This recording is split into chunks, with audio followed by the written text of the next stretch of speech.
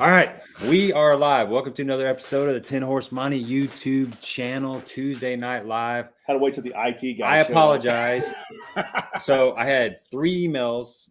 I got one of them right on the first time. Jason was in here right off the bat. I tried Shane's again. I got it the second time. Andy took 3 times, and Jason or Shane had to copy it and send it to him. So JB showed up and he typed. It's like a really long email. It was tricky, and I probably just misspelled one thing. So if you get one letter off, you might as well have got the whole thing off. But it's kind of like fishing, right? It is. If you missing one little piece of the puzzle, oh dude, they screwed up. Man, right? I think that's the truth. It's like that for me all the freaking time. Got a good show tonight. Share it out there if you don't mind. Share it on social media. Try to get a big crowd in here. We've got 3 really good stories. All 3 of these guys made one cast to take home a big wad of money. So we're gonna break down the whole trip, the tournament, how it went, the practice, the whole 9 yards. Jason, what's going on, brother? How you doing? Not much. I'm doing well. How are you guys doing? We are doing good. I just got back from baseball practice, so nice. Yeah. How'd it go? A little bit. My boy we had a nice long little come apart on the way home. So really? Did you break out the belt? Almost. I didn't have to because I came over here. Saving grace was I was here. So he wasn't listening tonight, and I know that's difficult for 9 and 10 year olds, but you're expected to do something, and that's listen. So. Yep. You got one job in your world right now. Listen to dad. Listen to coach. That's right. Yeah, you're coach. Right. You're coach when you're on that ball diamond. I'm coach. When I'm off of it, I can be dad. That's right. That's right. So Jason, give us a little bit of background about yourself. This is our first time meeting. You're not a full-time fisherman, are you? No. I'm a production scheduler for a company called Trinity Products up in St. Peters, Missouri. Okay. So I don't have a clue what that means. I work with spreadsheets, and I try to make sure everybody's doing something at some point. There you go. There you go. So what's your bass tournament experience? Is it something you do regularly?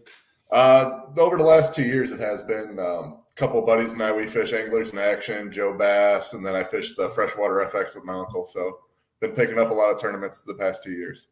Yeah. So are those all Lake of the Ozarks? Mark Twain Lake, Lake of the Ozarks, some Stockton, some Table Rock. We got a healthy mix in there this year. Okay, cool. So you got some experience on Lake of the Ozarks. Not like you just signed up for the tournament and went down. Oh yeah. Line. Yeah, I've been fishing Lake of the Ozarks my whole life. So yeah. What was the boat traffic like down there last weekend? Were there a lot of big boats out yet? No, that's one of the great things about the Bass Bash is it kind of keeps the big boats awake just because there's so many bass boats, everything's crowded. So it gives you the opportunity to fish, except for when you run into a pile of fishermen lined up around the coves. Yeah, so talk about that. I mean, there's some people that are on here tonight have probably fished the Bash or fished a big tournament or something, but most people have no idea of the sheer volume of anglers that are out there on the lake during the Big Bass Bash. It's pretty incredible to see that many different varieties of bass boats out there. It's pretty exciting. Reason I chose to stay up towards the Niagara, which is where I caught my fish, is less boat traffic. It's a little bit out of the way. Getting into Red Oak is a bit of a run, so I tried to avoid those crowds. When I made the run to clear water, I mean, that's when it became like a Walmart checkout line. We were lined up, just flipping around. So it kind of made it hard to fish the way that we wanted to do. We couldn't get behind the docks because we'd have people right there. So it almost felt like you had to keep their pace more so than yours. It was wild. Yeah, I've said this before on here, but I fished the Bash a couple times. It's been like 3 years since 3 or 4 years, but it's one of those deals where you got to relax and not get uptight because you might get your first spot to yourself, maybe. Yeah. But anything after that, you're probably fishing behind somebody, and you're most likely when you're thinking about this cove and this certain dock or this certain stretch of docks or stretch of banks, and it's 10 miles away, and you run all the way up there, turn the corner, and there's 5 or 6 boats in there. You can get frustrated and get all kind of spun out, whiny, quick, get spun out, right? I mean, it was that feeling that actually led me to catching the fish that we did.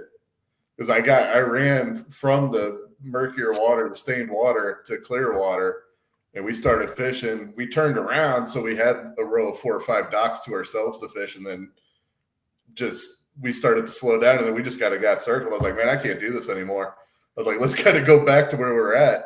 So 20 minutes we were in that cove, trolling motor up. We ran back towards the Niangua. That was the first dock I pulled up onto. Right around the backside, there was a concrete slab there, and that's where I caught her. So had you guys been down? Did you do any pre-fishing for this at all? We didn't get the opportunity to. No, we left Friday afternoon, got down there, hung out around PB2 a little bit, checked out some stuff, and then that was it. We called our night. Yeah. So you fish with your buddy, I guess. Yeah, my buddy Russ. Okay.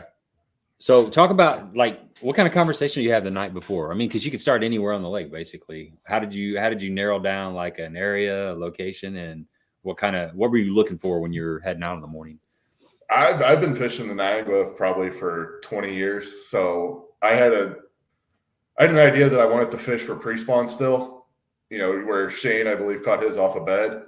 I wanted to target pre-spawn fish. So we talked about it for a few days. Russ was going to throw A-rigs and brush hogs. I was going to throw glide baits and jigs. And so the morning we looked for channel swings and kind of pockets off those channel swings.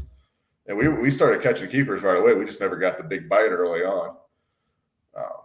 It's not like you were unfamiliar with the waters that you put in. You didn't drive 7 hours to put into a lake that you've never seen before.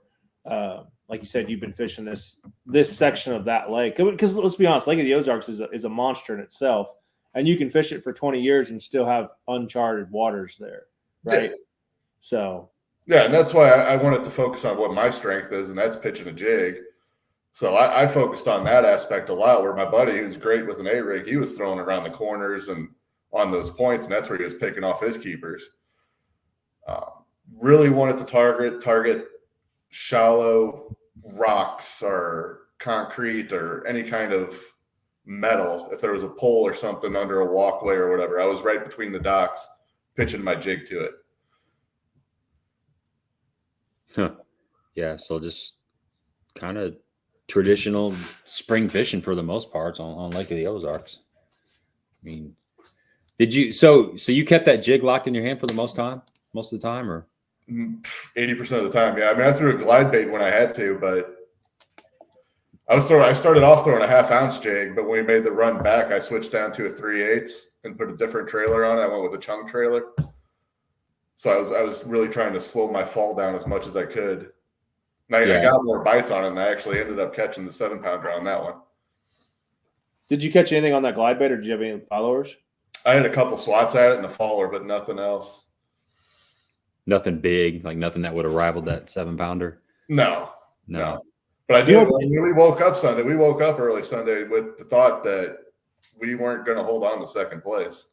We felt like we could have went out there and caught something bigger, just the way the lake was feeling and how it was fishing for us. So you caught that fish, trying to look at the time slot. That was 11-1 on Saturday. Okay, gotcha. Yeah, it just has the weights on here. Yeah, so we were actually in second place up until 30 minutes on Sunday till it was over. Oh, wow.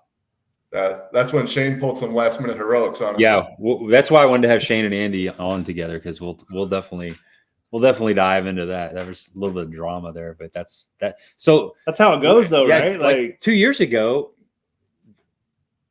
two people they tied. They had they caught the same exact weight, man. Yeah. I got twisted up. Now that's freaking crazy. I mean, catch the exact same weight, especially when the guy that it's ounces, it's hundreds of ounces. And right? The guy that paid the entry fee first won the $100,000 just by paying the entry fee. It's funny. I was wondering how many people, after watching that live stream, entered the tournament, right after that, because it could come down to that. You just never know.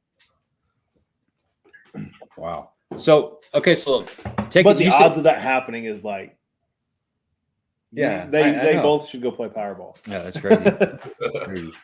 So your starting spot didn't pay off, right? You said you had your starting spot did pay off. Your second spot didn't pay off. There was a bunch of boats going back to your first spot. So your you're pulling into your starting spot for the second time. Did you have a stretch that you wanted to fish in mind, or to talk us to that? You're coming into that bay or that cove. What happened after that?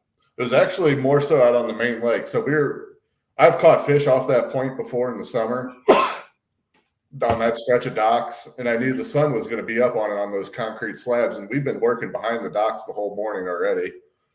So we started out, there's some brush piles off in that area, off in the deeper water, about 10 to 15 foot, and we pitched around that and didn't get anything. And as I worked around the backside, I saw that concrete just right there in the sun. I pitched my jig up right against it, and she started swimming with it.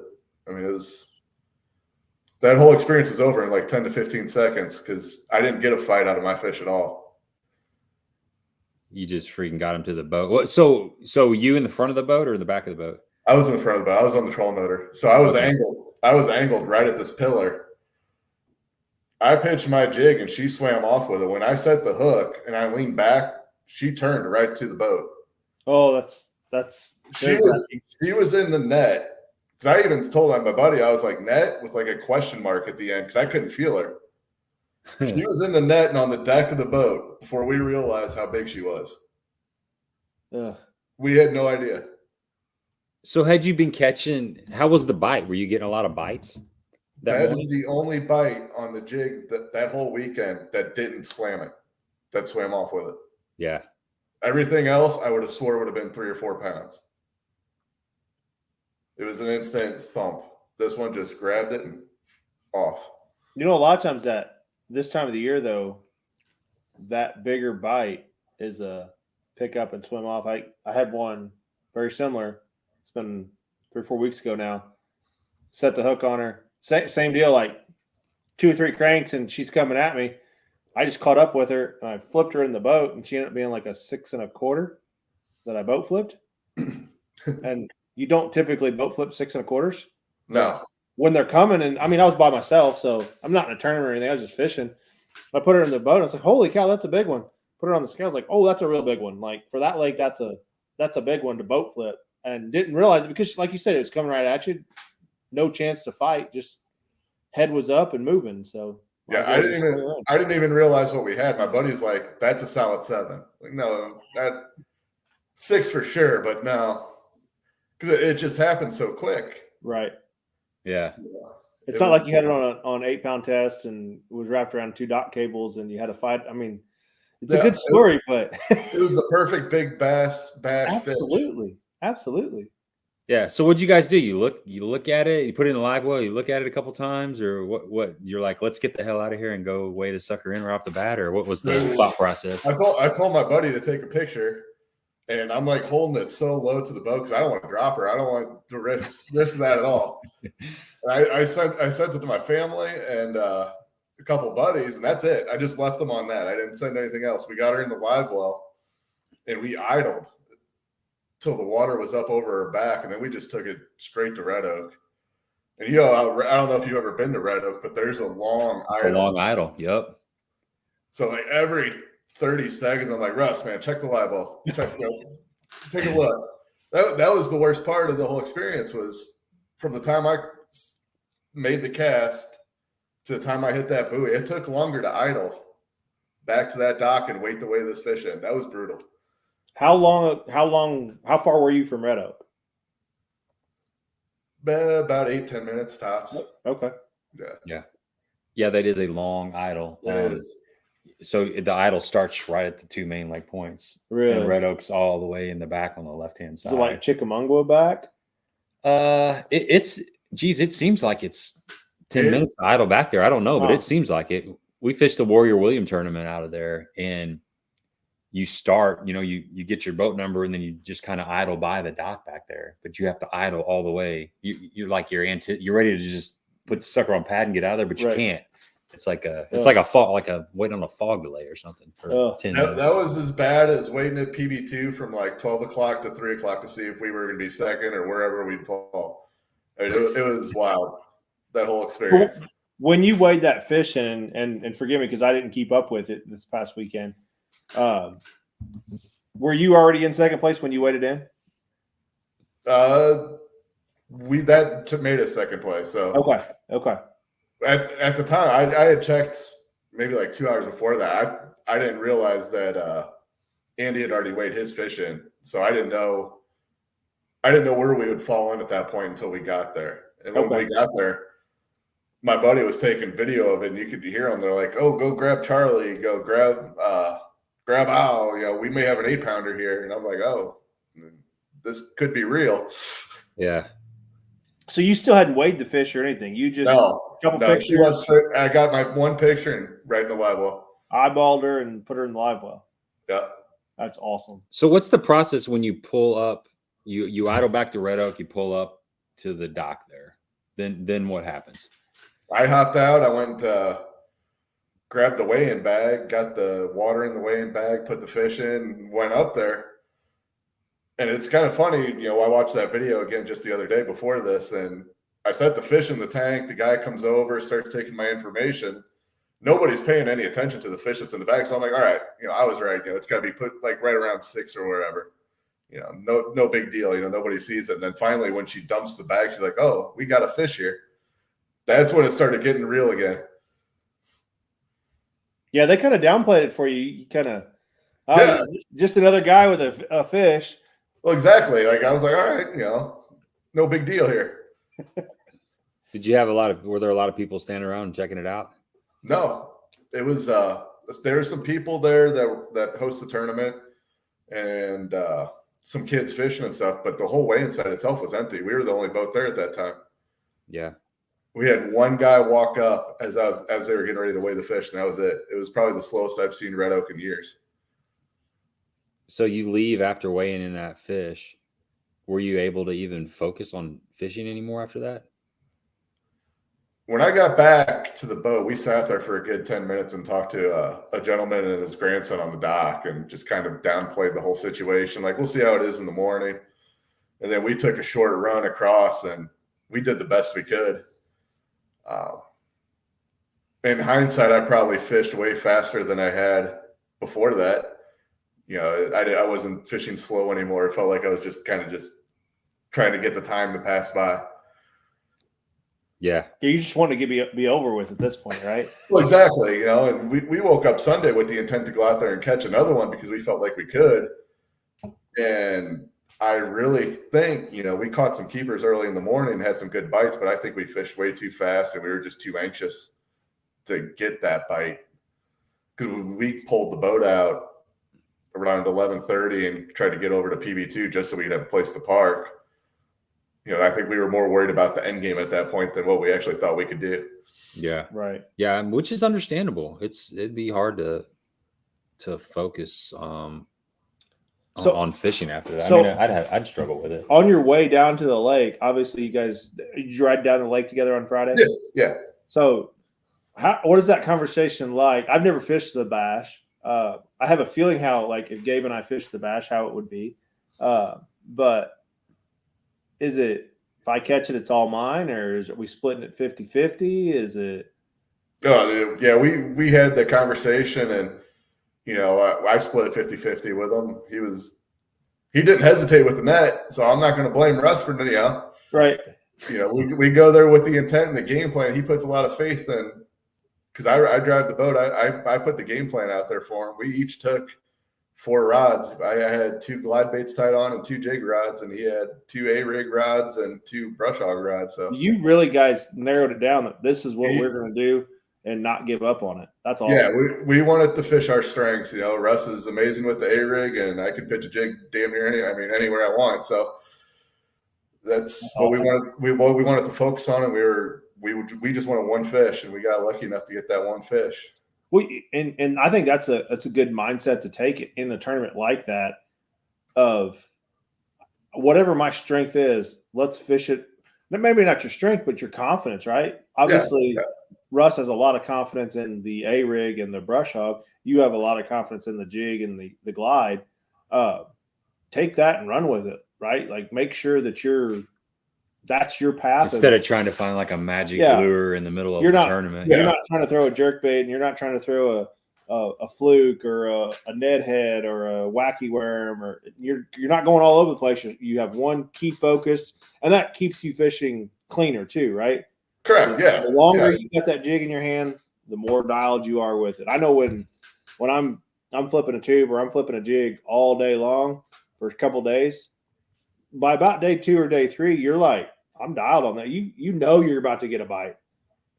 But when you're bouncing around and it's that time of the year, we all know that time of the year, the dog days of summer, dead of the winter, where you're trying to figure out that one little nuance that you got to do different, makes it tough. The pre-spawn is where it's at, in my opinion. I love that time of the year because you can lock one rod in your hand and go to work. Well, and you don't. I can't remember who was on here talking about this a while. It's been a year or so ago. But if you're going down, I think it actually was Terry Bolton or something talking about, or Menendez talking about going down the bank, and every 10 casts you pick up a new rod and try a new bait. You never give that bait a chance to work, and you're never going to get confidence in that bait because you're just trying different things. That's like today. I got a little topwater bite going because it was foggy. I got out there too late, so I was trying to put a topwater video together, but I only had about 30 minutes of fog, and it was brutal this morning. Yeah, I think if I would have got out there first thing in the morning, I would have had like 3 hours of overcast, foggy conditions. I think the fishing would have been phenomenal. But I got there like 20, 30 minutes of fog, and then the sun came out, and everything just kind of flipped around. So I kept trying to make that happen. Then I'm trying to do a couple other things. I finally, towards the last part of the day, I picked up that Ozark rig by Core Tackle, and I said, you know what? I'm just going to keep this in my hand for an hour regardless. And I started catching fish, and I started getting confidence, and I could go wherever. I could go try a couple different spots and get bit. But if I'd have kept changing and changing, I never would have got anything established. So it makes total sense, man. Put a jig and a glide bait in your hand, an A-rig and a brush hog, and get after it. Or for the same token here, I was just thinking about that. You can have that. How many times have we switched and 3 casts into that switch? You stick a 4-pounder, and then never get another fluke, right? Never get another bite a day on it.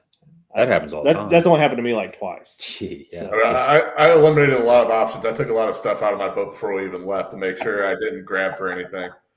I had 3 different options for trailers and 2 different colored glide baits. So I pretty much was narrowed in. Doug wants to know what color jig. Yeah, black and blue. Black and blue. Black Nice. and blue, and the Zoom chunk matched it. That's old school right there. What jig? If you don't mind. It's a JH flipping jig made by Jim House. Okay. When you put a chunk on there, are you just hanging it? You threading it, and if you're hanging it, do you put a little section of worm on there to keep it from flipping up? What's your setup on that? I hang a little. So I do take a little section of a power worm, same color, and I slide it up there, and then I hang it. Yep. I am fluent in black and blue jigs. There's only 2 color jigs in my. Well, there's 3 color: black, blue, and green pumpkin. That's it. That's pretty much, yeah. The rest of it's just fluff. So. Yeah, I agree. There's way too many colors of everything out there. I think I got that from Bill Lowen years ago. Like black and blue, green pumpkin. Keep it simple. That's all I have. I did start the morning off with a crazy leg chigger crawl made by Power Bait. Yep, that was my trailer. Yeah, I caught a couple keepers on that, but as soon as I switched over to the chunk. Did you guys have any other close like exact 4s, exact 3s? We had one that was maybe pushing close to 3, but she was on the south side of it, so okay. We didn't have anything close to worth running to weigh in at all. Stephanie said she's never caught anything on black and blue. What do you think about that? Somebody that's never caught fish on a certain bait, what would be your recommendation to get confidence in a bait? For me, it'd be to find the water that best suits the bait. So I'm not going to throw a black and blue jig up by the dam very much. I'm going to stay in some colored water. That way I could pitch it shallow to structure and stay focused on that. But I try to avoid clear water at all costs unless I'm like on Table Rock or Bull Shoals. Yeah, clear water is intimidating. Yeah, but I've caught a lot of good fish in black and blue in that clear water. Really? Yeah. Oh, absolutely. It's think about it, nobody else throws it. Yeah. So it's a profile. It's a shadow. It's something. A lot of times I'll go a little heavier, so I get that reaction bite. a bit fallen. But yeah, or straight black in clear water. And they'll hit green pumpkin in dirty water. They'll too, hit green pumpkin when it's at times. chocolate milk. Yeah. Just as dark as your shirt is and where you can't see it. Throw that green pumpkin out there and they'll smoke it. Yeah. So I think a lot of it's confidence. A lot of it's confidence, man. Just confidence. Fishing, like you were talking about, if you got confidence in a bait, you're gonna fish it at the proper speed. You're gonna fish it slow and you're gonna soak it and you're gonna do all the things you need to do. But if you're not quite confident in it, you're gonna hurry it up and rush it, and then you're not gonna get any feedback. So that just snowballs into less confidence. And you're just it's hard to fish something you're not confident in at the right pace, especially like a shaky head or a jig or something that's really, really slow. Yeah, you find that your mind tends to wander to like you were saying earlier, should I switch? Should I do something like that? Yeah, exactly. So you got plans for the money? Spent it on my kids. Nice. They got their tuition, and then each of them got a little cut to go shopping with. So my son actually saved his. My daughter spent a little bit of hers, and she's debating on the rest. So there you go. I got two daughters. They're twins. They're the same age. One, she cleaned my car and my truck out for me. I gave her $50. I mean, she detailed it. So I got off good. She got $50. She's already been shopping for a fish aquarium. That's like $50. And then the other one she'll just sit on her money forever. She rat holes it. Yeah. She just puts it in a sock and just sits on it. The other one just burns a hole in her pocket. She can't stand it. Scotty wants to know what size jig were you throwing? 3/8 ounce. 3/8 ounce. 20-pound test, 18-pound test. 20-pound fluoro. Yeah. You're not messing around. So, well, cool, man. Let's wrap this up, and we're going to bring Shane and Andy in here in a second. So congratulations, Jason. It was cool meeting you, touching base with you. And I appreciate you guys having me. Yeah, good luck. Good luck this weekend. Anglers in action. And was it just go fishing or just Fish Team Trail out of Robbins Resort? Yeah. I met the guy that's running that. I can't remember his name, but he's a good dude, really good dude. Yeah. So yeah, good luck this weekend. My buddy Mike will be down there. I couldn't make it. He's fishing the Anglers in Action. I don't know who he's going to be fishing with, but yeah, if you see him, tell him hi. And so that's it, man. Awesome, guys. I appreciate it. The Bass Bash is a great tournament. It gives everybody the opportunity to go out there and have a chance at something. And yeah, you're one cast away, right? Exactly. If you just go out there with a game plan and trust yourself, you could sit here next year, have this conversation with you guys. Absolutely. Yeah, exactly. Just put a jig and just keep it simple. Keep it simple. Cover water, man. That's right. That's life. That's a life lesson too. Just keep it simple. Don't overcomplicate things. Just focus on the task at hand, and you'll come out a lot better off. So, all right, Jason, take care. Good luck this weekend. Yep. Have a great weekend, guys. Have a good one. We'll see you, bud. All right, cool. We're going to bring Shane and Andy in, but before we do, we will be giving a $25 Baitworks gift card away here in the next before the stream's over. So keep your eyes and ears peeled for that. Let's bring in Grimy fishing there. Derry's up at St. Clair right now. Oh, is he? Yes, he posted on some giant smallmouth. St. Clair. Good God, I'd love to be up there. It'd be a good week too. He had hoodies and rain gear on, nice and cool. Let's bring Shane in, and then we'll bring Andy in behind him. What's up, man? What's going on, Shane? What's up? Nothing, man. Just talking a little bit of fishing. Bring Andy in here, and then we'll dive into things. What's going on, Andy? Nothing much. How's it going? It's going great. Are you on your phone? I am on my phone. Okay. Can you turn it this way? Yes, horizontal? Maybe it'll give you a full picture. If it's not locked. There we go. There you go. Cool. Perfect. Yeah, get that nice wide view. So let's start with Shane. I just kind of want to get a little background information on what you guys do, and this is our first time meeting. So You're a professional fisherman now, Shane, or what? Boy, I'd like to be. I know, me too. Had to be gone a lot though, you know. That's the downside of being a pro. Oh yeah, that's terrible. The time away from Absolutely home. It's a grinder out there. We homeschool our kids, so I told my wife the other day, I said, boy, that'd be nice, wouldn't it? You could do it. Get you an RV and just hit the road. You figure out how to keep them checks coming in. I'll go do it. That's the truth. You and me both. You and me both. But You know, when I was growing up, that was always my dream, and I think probably yours too, Gabe. To make a living doing it, at least in some capacity. But now that I'm grown with children, it's a fantasy for me. There's kind of a window there, you know, for most of us. There's a you know, like it's like reality and like dreams and hopes. Like I don't know. It's never too late. You're right. A lot of rookie of the years that are older. Yeah, true. So true. So Shane, did you have a chance to do any practicing before you hit the bash? oh yeah, we got up there Thursday. We left Thursday morning early and went up, and me and I'm sure you know you guys heard me talk about them even whenever they did the announcing thing. Nathan and Corey Lowry, two good buddies of mine, they went up with me. And then Robbie Coleman, the guy that actually fished with me, he worked Thursday, and then he come up Thursday night. Okay. And so Lake of the Ozarks, is that a lake you guys are familiar with? Oh, yeah. Yeah, I fish all of Jeremy Daniels' tournament, the Just Fish Team Trail.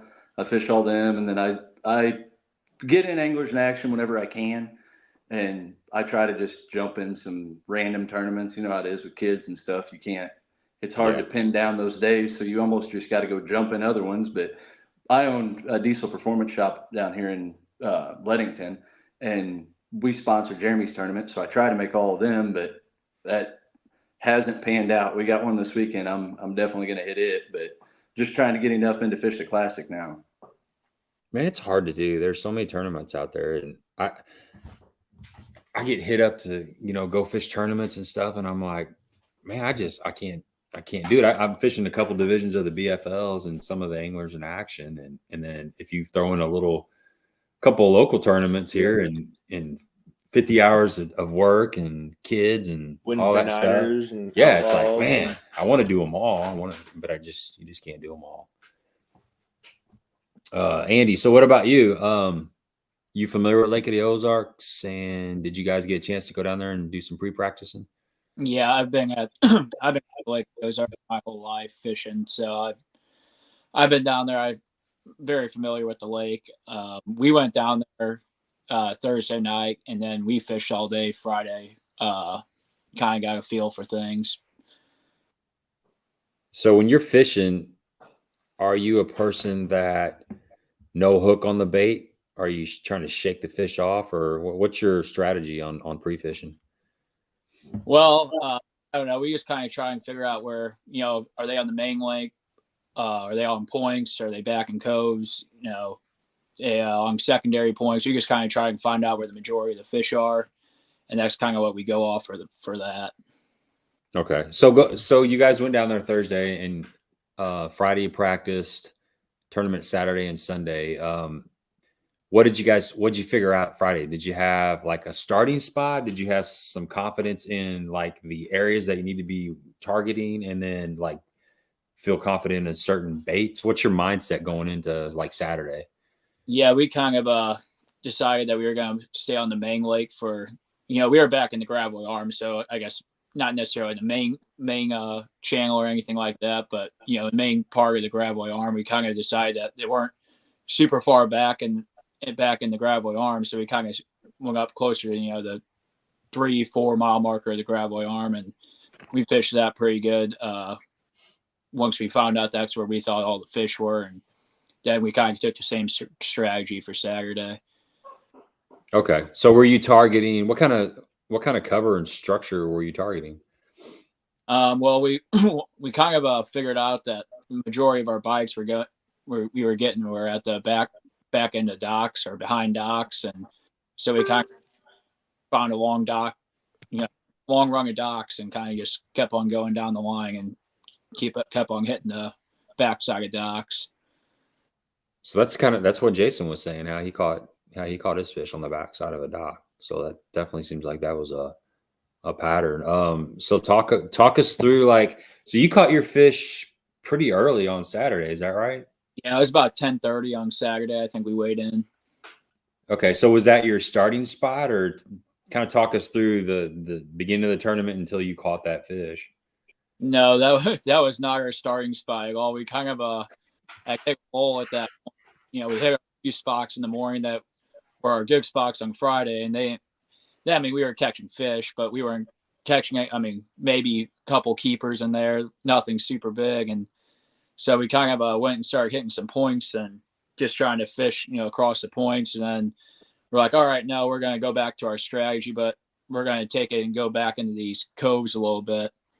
And then as soon as we kind of went back into that cove, that's whenever we got that, 7.5 pounder. So. Yeah, that's a giant. So was there anybody, did you have to run into a lot of folks in those areas? Yeah, I say anytime that we were hanging back in the back of coves, there was a lot of people back in there. I guess just because it's, the majority of people, that are out there, probably they're just out there trying to have fun like the rest of us. And it's easy to fish coves, just hop in them and then circle around and kind of do your thing. And I think that's why there's always a lot of people fishing the coves. Yeah.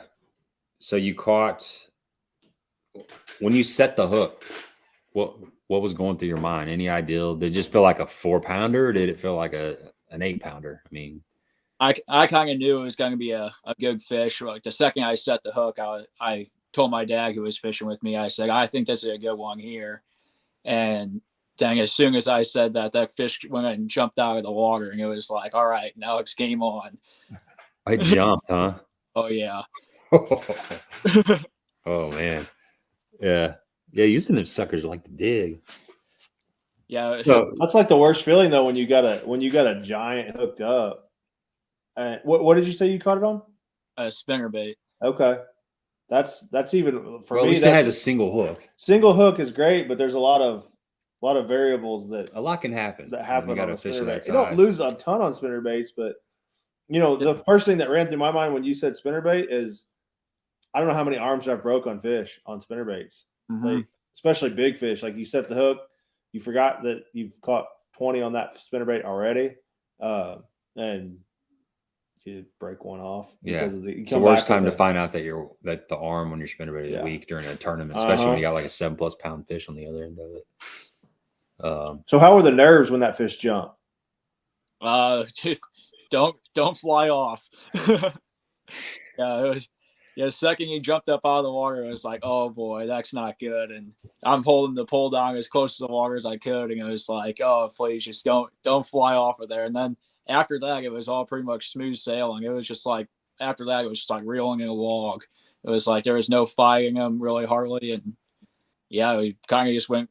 He took off underneath the boat a little bit, but kind of just drug him up and negged him, and off we went to the weigh station.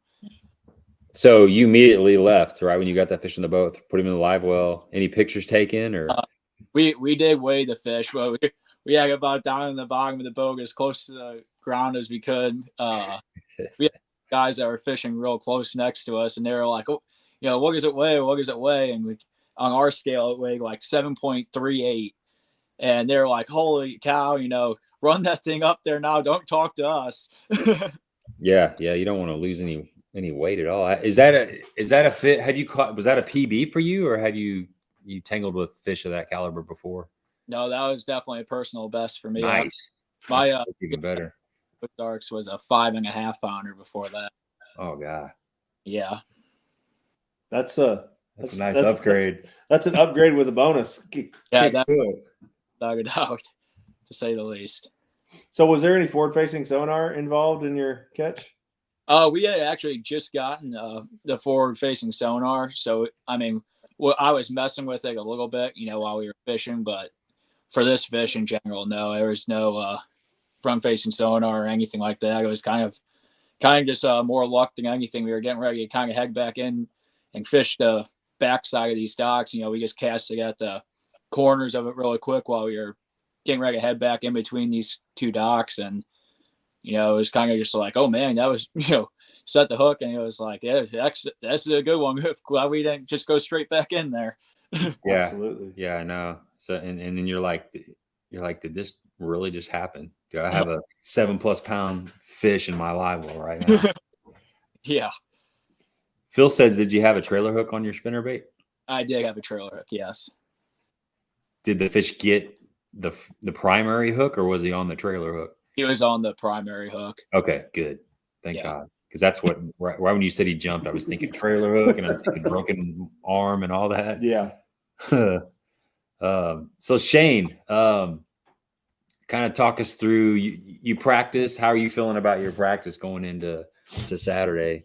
We knew that we thought that it was going to be one on a bedfish, and we kind of, on the way up there, me and Nathan and Corey was all talking, and we just had a feeling it was going to take a bedfish, and we knew that they were on, the first wave had started to move up, and so our game plan was to just put the trolling motor down, turn it on high, and run it till the batteries quit. And that's what we did. I found a bunch of them on bed, but I also ran from Lynn Creek to Indian Creek to the dam. I mean, I put like 120 miles on my boat Jesus. in 4 days. The majority of it was in the first 2 days, Thursday and Friday. But we were just convinced it was going to take a bedfish. So you're cruising in these coves looking for bedfish, and you're waypointing them, or you're just trying to remember where they're at, or what's that process like? I was marking them. Yeah, it looks like somebody just threw darts at the map on my boat. I'm gonna have to go back through and eliminate some of them, but yeah, I was just going through looking, and I found a pile of 5, 6s, and it's like right there around Alhana was just, I mean, everything came together in that area at the right time. The weather, the water temp, I mean, just everything. The farther you would get down, I fished a bunch around like the Shawnee Bend area, trying to get on some bedfish there, just looking Thursday and Friday. And they were there, but they weren't biting near like they were up around Alhana, right there at the beginning of the Graboids, And then I always, Lynn Creek is known for a big spawning pocket. It's always good fishing down there. I thought, well, I'll make a run and see what I can come up with. That was a dry run. It did me no good. Yeah. That's kind of, I fish in that area a lot. We've got a buddy that lives on the 26-mile marker, I think it is. You know where the island is out there, and Land Sharks, like kind of in that area. So that's probably the area of the lake that I know the best. Kind of that hurricane deck to the glaze, kind of that, that little section right in there. So you marked a ton of fish on bed. Oh, yeah. Did you catch any of those fish in the tournament? No.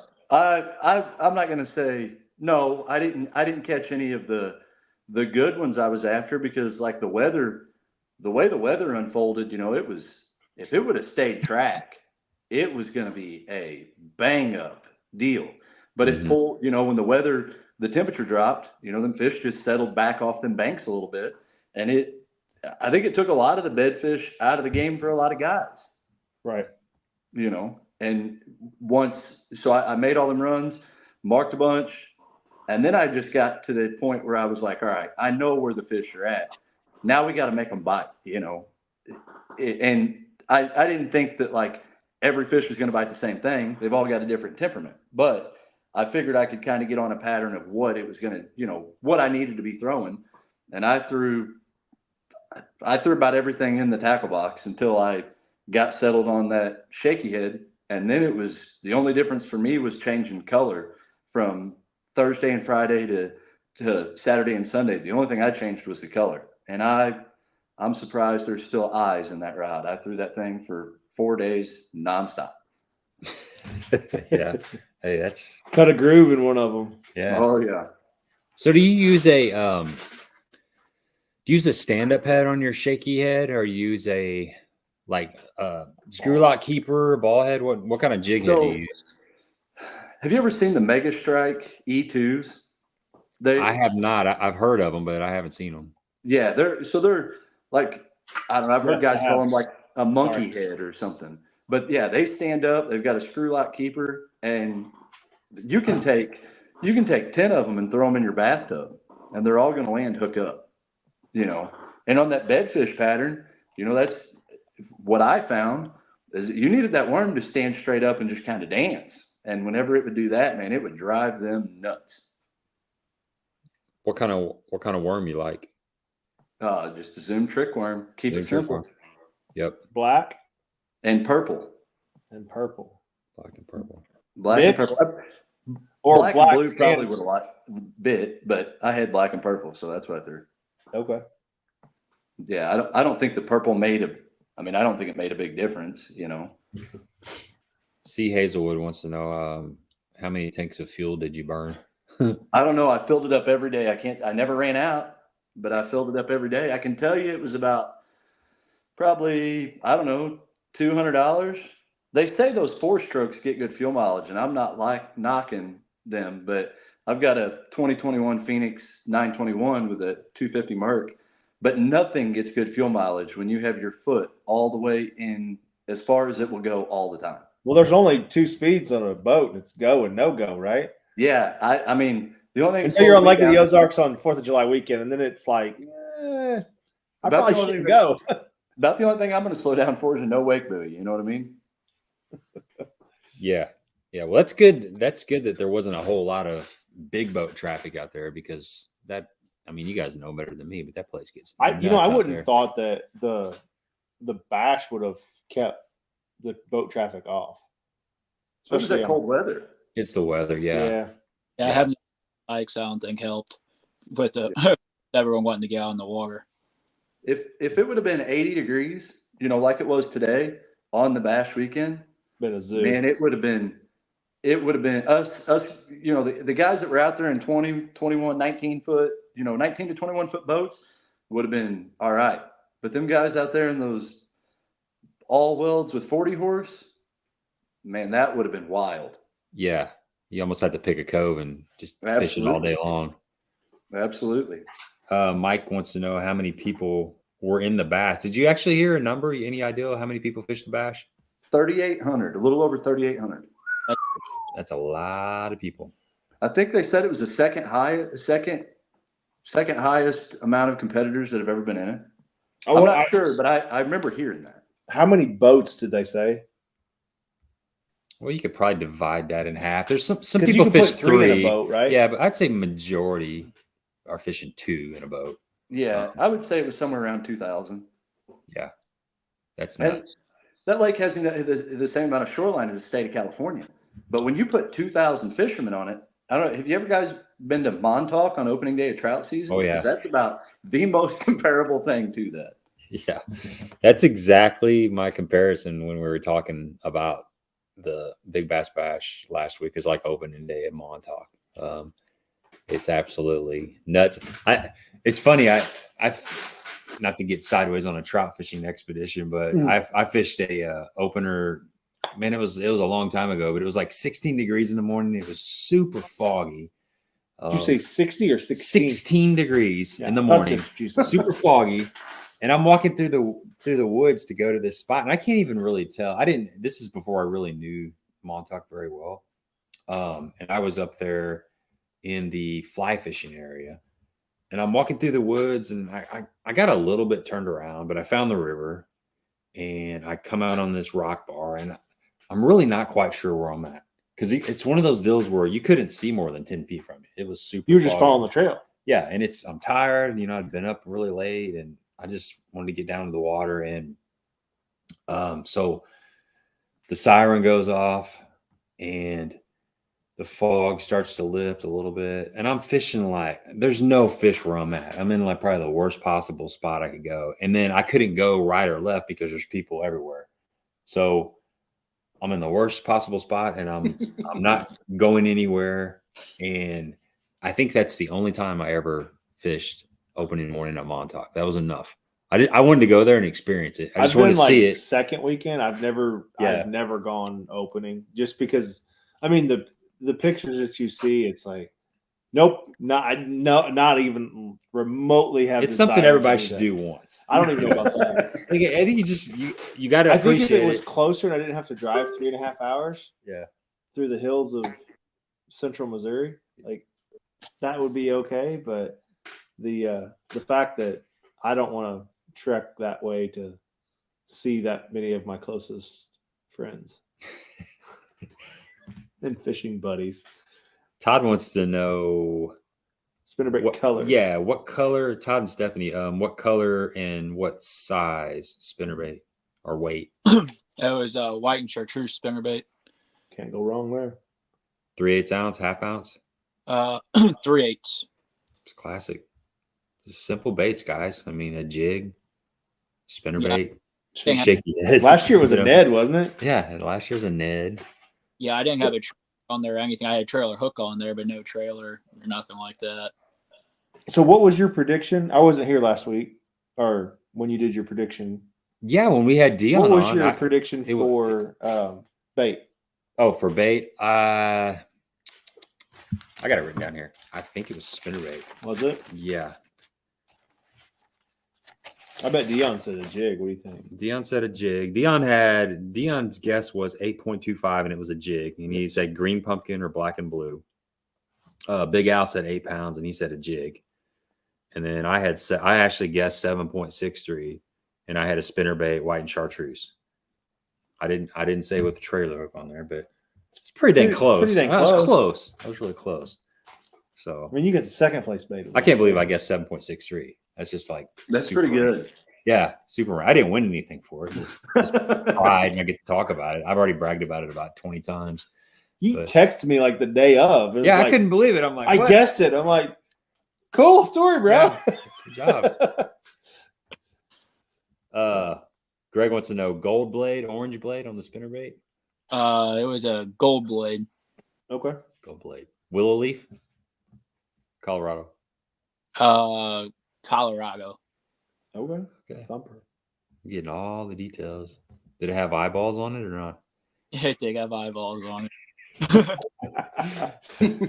Might as well. Hey, might as well.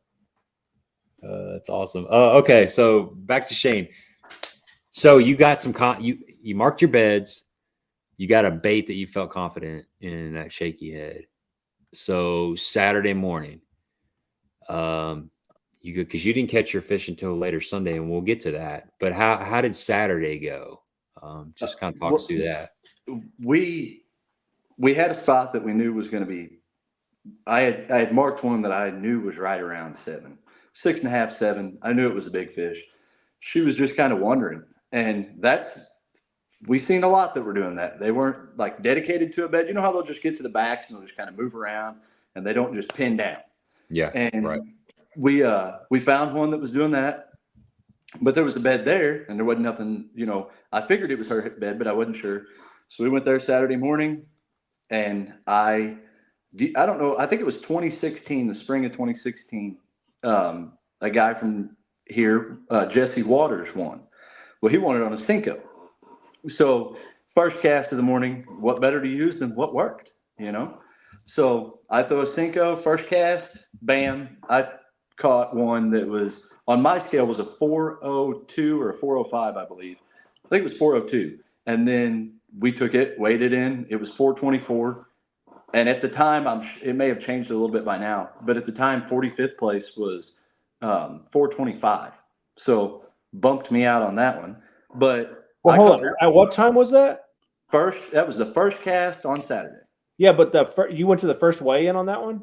Yeah. And you were already 45th place?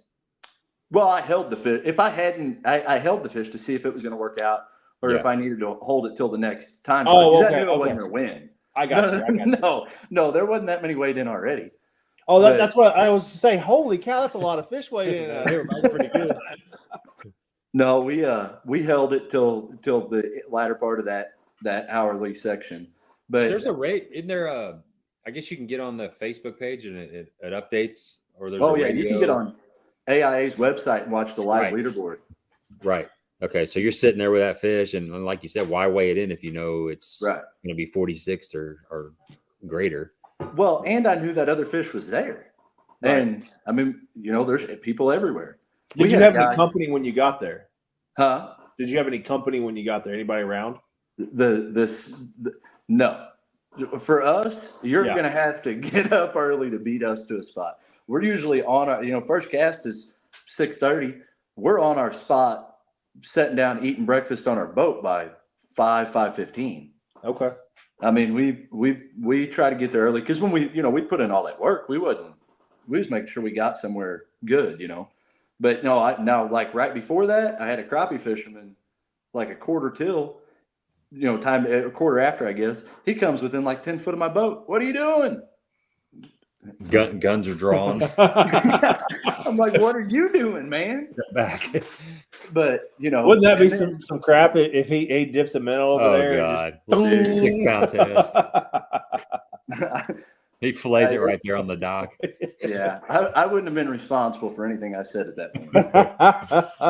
No doubt. But yeah, we caught that one, and I immediately sent Nathan and Corey a text message. I said, first cast, caught one just over 4. Nathan messaged me back, said second cast, just caught 1.5. And I'm like, well, all this work wasn't for nothing. We're obviously on to something here. So, but we'll get to that part, but those dudes put some time in on a fish that they didn't even catch. They sat in the same spot for 2 days, never moved. Really? Wow. Yeah. So you caught that 4. You kind of hung out for a little bit, and then you left and waded in. Yep. And you were 46th. So yeah, that didn't get you anywhere. No. Then you got to get back out and get in the mix again and figure out the rotation and where you want to go. Did you go back to the same spot where you had left? Or what'd you do? Because before we ever left, I mean, I was standing on the top of the trolling motor for an hour looking. I don't know what, I guess that cooler water that fish sucked out, I couldn't find her on live scope. I couldn't find her. I mean, I don't know where she went. Somebody may have caught her, that later that evening or something. I don't know, but I couldn't find her. So when we went and waded in, we left there and hit a cove right there across from Alhana and went back to running that bed pattern. And I could catch them, but I just couldn't get the big. I wasn't seeing the big ones like I was before. I could catch the males, and I could catch 3-4 pounders all day. I mean, I don't know. I bet I caught 40 fish off a bed on Saturday. Really? So you had a heck of a day of fishing. I mean, they were biting, right? Oh yeah. So did you ever think I need to put the shaky head down and throw something else? Did it ever cross your mind? No, man. I'm as stubborn as an old mule. I get something in my hand and something in my mind, I'm running with it. I will live and die by it. Yeah. So what was your buddy throwing? He was throwing a jig a bunch and a shaky head, and I mean, he was throwing a Cinco a bunch. We knew that it was going to be like a jig, a Cinco, a spinnerbait. It was going to take something like that to get it done. We just, I had so much luck with that shaky head, and I had set in my mind that it was going to take a bedfish, and I wasn't willing to. There was times when he's like, "Come on, man." I'm like, "No, it's personal. I'm catching this fish." So, I just stuck to it. Now I did Thursday. I caught a 652 off the front of a dock up by the Gravois. And now that definitely made me spiral a little bit away from the bed fishing pattern. Whenever I catch that one off the front of a dock, and I'm like, why am I catching that? Why is it on the front? But there was, I used live scope and looked over. Well, there was a brush pile and a big ball of shad right above it. And I'm like, all right, well, I know why that fish was there. So are you, a lot of these beds, you said you marked a bunch of beds. Are you actually visually seeing those beds, or are live scope involved too? No, No, I was So seeing you're them. seeing those beds. Yeah. Okay. Now, are you noticing something you always hear is like a lot of the deeper fish will spawn, or the bigger fish will spawn out a little bit deeper. Did you find that as you're looking at your bed fish? Did some of the better ones you found, did they seem to be out deeper or not? The bigger ones that we found, like Thursday and Friday, they weren't so much as they were a little bit deeper, but they were cruising. They weren't like stuck to a bed. You know what I mean? Like they wasn't ready yet. Right. They were just in the air. They weren't locked down. Right. Well, that's kind of scary going into a tournament like that. Any tournament when they're not locked in, they're either on the backside or on the front side. Right. And unless you spent, numerous days prior to on the lake, sometimes that can be real tricky. Right. Because typically I'm the one that's catching on the wrong side. I feel you. Of bed fishing. But, our bed fishing is a little bit different because we're fishing grass lakes where they do spawn a lot deeper. Right. We got some really clear water in some of our lakes around here. But when they get in that mode where they're deep in a grass bed, you see a little, maybe a sandy spot, but you don't. They can go whoop and they're gone for days. Right. And they're sitting that far from their bed. So you just never get a good look at them. So we don't get to sight fish a lot is what I'm getting at, which I hate. I'd love to tell you I've done it a bunch, but I haven't. I mean, you just caught it. It sounds like you guys caught it right this week or that week. Oh, everything was leading up. I mean, if you like any of the stuff that was going on with guys talking about it, it was like it's hitting perfect. That's why the whole thing was it's going to take 8 pounds. If it's not 8 pounds, it's not going to do it. And I mean, it was like there's a whole nother deal. There was one that was right at 8 pounds caught, just was foul hooked. Oh, I didn't hear about that. Oh, that's a good one, buddy. Huh. Yeah, this guy tell us that story. I didn't hear about that. So this tops all stories that happened at the bash. Honestly, it was Chris Larkins caught it. He caught it 2 times off of a bed on a dock Saturday. And hats off to Chris, by the way. Stand up dude as they've ever made. He catches it once, and he caught it like in the top of the nose, right on top of the head, right? Turns it back. Catches it a little bit later on, and he had hooked it through the bottom of the mouth and not through the mouth. So, it has to be through the mouth. So he turns it back again. Well, this is towards the end of the day, Saturday. So Chris, the guy that owns the dock, comes out on the dock, and Chris is talking to him, and Chris tells him, hey, this, like, he'd already weighed the fish. It was 797. I mean, all he had to do was put it in the live well. $100,000 on the line. This dude, turns it back. With the right thing to do, but a lot of people wouldn't have. Wow. It gets better. So he gets messages that night. He got a message or a screenshot off of Facebook. The guy that owned the dock, I don't know if it was a buddy, acquaintance, whatever, came over and caught the fish, and they filleted it. That's on Facebook. Yeah. Oh my God. $100,000 meal that man had that night, and he don't even know it. Wow. That is a story. I had no idea. I guess he figured he was stupid enough to bite 2 times, just drop a minnow on him and catch him a 3rd time and knock his sides off. God, it's a heartbreaker. Oh, for sure. I mean, the guy's as stand up a man as they ever made. Turn it back 2 times in a tournament like that. You know what I mean? Which I mean, that was the right thing to do. I'm not saying it wasn't, but no. And at the end of the day, like,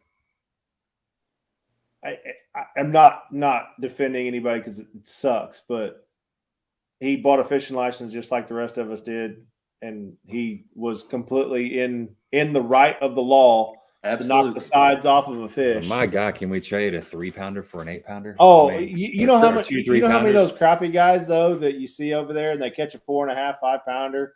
They just throw it in there. They throw it in the cooler, and they're going to knock the sides off. It's like, man, I'll give you a dozen 12-inchers for you. Chris, I bet he'd give him $20,000. I bet he would too. I bet he would too. Oh my God, man, that's a great story. I mean, that's I guess it's a great story. It's an interesting story. That's and Chris talked to the guy that owned the dock, like shook hands with the guy, told him he'd be back in the morning. If he caught it, he'd take care of him. There's the fish. There it is. I just had a buddy send it to me. wow. Right. That's the final. Look at that. And filleted it. I bet those were some good fillets, though, by golly. Yeah, they're worth $100,000. That'd be better Oh, than any my God. tomahawk steak you ever ate right there. I hope he made sushi out of it or something Something. fancy out of it. Oh, my. Look at the eye. Wow. The eyes. Golly, I hate to hear that. Well, like you said, he bought a fishing license. He can do whatever he wants, but I hate that. Regardless of it, I just don't like seeing a bass of that caliber just Knowing how get old that filleted. bass is. Right. I mean, geez, I hate seeing a 4-pounder get killed, but it is what it is. I get maybe that's because I get all my feels when I see like a 3.5, 4-pounder floating dead in a tournament. Like, yeah, I know, man. like, Wow. I lose sleep over killing a fish in my live well. Like that stuff is my nightmare. So Yeah. That's wild. and it knocks the sides off of a Man, it's crazy. So Andy, after you caught that fish, you get it weighed in, you get it checked in, and you're sitting in first place, right? Yeah. Yeah, we actually didn't think we were sitting in first place because we showed up to the weigh station and somebody said that a 7.75 was in the lead. And we were like, oh man, we kind of knew it wasn't going to reach that much. But then we went up there and they said, that's a new leaguer. And we were like, wait, what? And they're like, yes, 7.05 was the one that was in the league at the moment. And then we started, celebrating stuff after that. But we did not know whenever we originally went to go weigh again, we did not know it was in the lead. that was early on Saturday, right? Yeah, that was at 10:30 Saturday. Okay. So what'd you do after that? Did you were you able to refocus and go back out, or did you? I mean, kind of talk us through a little bit of that. Well, we were going to kind of go back out. Then we started, there was about 8 guys that we had at the house or whatever that we were all in the tournament. And then they started calling us, then other people start calling, like, hey, you're in the league, blah, blah, blah. And then that took, by the time all the phone calls were done, I bet that was over an hour of just answering the phone. Yeah, you just want to tell them, no kidding. I know I'm in the lead. Let me get back to fishing. I got to get the bigger one. Yeah, then we went out Sunday for probably an hour or two, and then it was pretty much just let's watch the leaderboard and see what happens. Sunday we went out and we weren't catching much, and it was just I don't know, the nerves were going. It was like like Jason said, it was like you weren't focused on fishing, you're more worried about the leaderboard and everything like that. And you're probably thinking, "There's no way I'm going to catch a fish bigger than this." No, yeah, exactly. We always kind of joked, about the person being in first place going into Sunday fishing or whatever. Just like, man, what do you think he's thinking right now? Because we fished this tournament probably for the last like 8 to 10 years, in the fall and the spring, and we always just joke just because you never think you're going to have a 7.5 or anything close to a winner. So you're like, you're so amped up. Even I woke up Sunday just like this can't be real. Yeah, no doubt. So did you guys did you catch anything else that was close to maybe running in and getting it weighed? No, I think the biggest one we had other than that was maybe a 3-pounder. Yeah. We caught a ton of fish. It just they're all 2 pounds or so, nothing big. So Sunday you fished for a short period, and then did you put the boat on the trailer and just kind of hang out, or what did you do? Yeah, pretty much. We kind of just went back to the house or whatever, and make some lunch, try to keep ourselves calm for the most part. We had people starting to like come down to, my mom was coming, my brother was coming, my sister was, my girlfriend, her family, they're all like, all right, well, this is going to happen. We want to be there for the, go to the PB2 and see, get first place. And Well, then at the last half hour, Shane had reins. So yeah, that's what I wanted to get Making me into. feel bad. There's some drama there. That was very interesting. So it's 2:00, 2:30.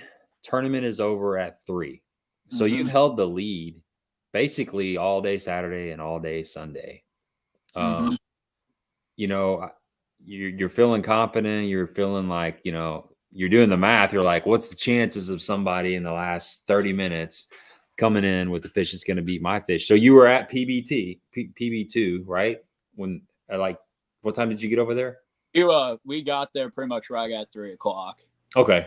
Oh, you got there right at 3:00. So how did you find out that Shane had caught a fish bigger than yours?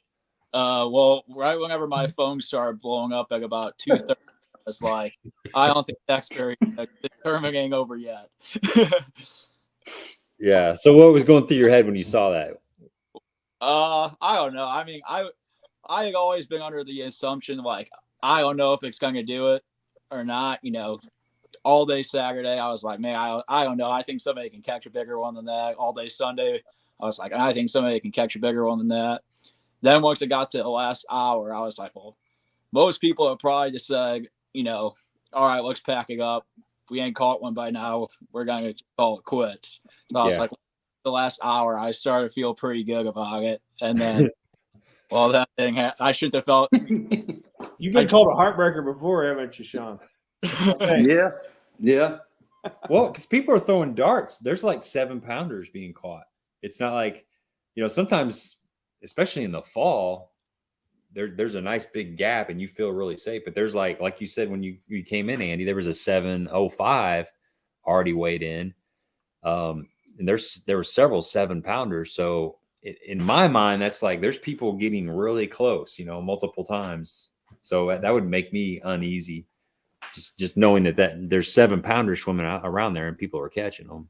Yeah, I think we looked it up, and like last year, with my weight, I would have won. Then 2 years ago, I went to 1, and 3 years ago, I would have won. So it's like, you know, it was a flip of a coin. You know, it wasn't like, oh man, that's for sure the one to do it or anything. So I never was completely 100% confident, but everyone I was with was so excited. They're all like, oh man, that's got to be the one. That's got to be the one. And then once it got to the last hour, we were all like, all right, we might, you know, this might be it. Do you feel any bit of remorse hearing this story, Shane?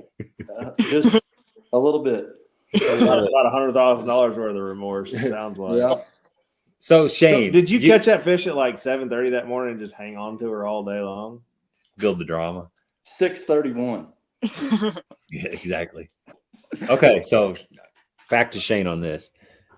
You caught that 4-pounder on Saturday, didn't get you anywhere. Your bedfish have pretty much vacated the area. So Sunday you go back out. You know, are you catching some fish? Is it tougher if things change, or what was Sunday like for you? We were catching 3 and 4 pound. Well, yeah, 3s and small 4s off of the 6 to 8 foot of water right out from where them beds were at. Okay. But everything that was on bed, if you threw at it, it was like them fish were only looking up above them. I mean, as soon as you would throw over them, dude, they was gone. The pressure. It was like they saw like 3,800 different lures in the last 10 minutes. Right. And I'd been throwing green pumpkin, you know, just green pumpkin, trick worm, nothing special, wasn't dipping the tail, wasn't putting no scent on it, nothing. Same shaky head. And they were just darting. They were gone. And I finally got into where I changed about 11 o'clock probably. I switched over to that black and purple worm. And then I would throw to the bed, or, you know, right on the back side of the bed. They would, you know, swim off, and I would wait 5 minutes, and they would come back. And as soon as they'd come back, I'd just start shaking the tip of that rod and, you know, making that worm stand up and dance, and they'd smoke it. And I'm like, all right, well, you know, we're going to have to be patient, but if we can find the big one, this will work.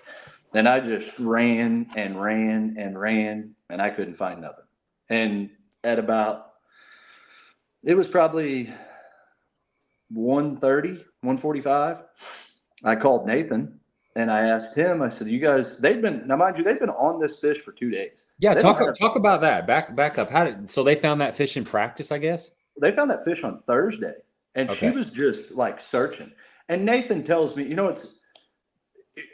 everybody's got a buddy with it. They're like, oh, well, we're on them. They're stacked in here. There's Yeah. no way we're not going to win it. And Nathan's like, this pocket has a bunch in it. He goes, I'm telling you, it's good. Friday, we're eating, and Nathan's like, we've seen a 40-pound bag in this pocket. And I'm like, yeah, I'm not saying you ain't, but I'm saying a 40-pound bag. I don't know that anyone's ever caught that on Lake of the Ozarks. And he kept, he was persistent about it. Now, Nathan and Corey, they're two brothers. They're sticks. Like local tournaments around here, we've got a lake, Council Bluff, right up the road. And that lake it's a struggle bus. They have 4 or 5 fish tournaments out there, and 3.5 pounds win it. It's all short fish, but those guys will go out there and win it. And it's just a tough tournament or a tough lake. That's what we're used to fishing. Well, they're telling me that these fish are there. They're seeing them. They see this big fish Thursday. She's kind of moving. Friday, I call Nathan, and he's like, well, now she has a bed, and she's kind of staying around it, but she's not stuck to it. So Saturday comes, and I'm talking to Nathan, and I'm like, I call him later on in the day, and he's like, well, she's here, but she's high up in the water column. Like she's like they're in 3 foot of water.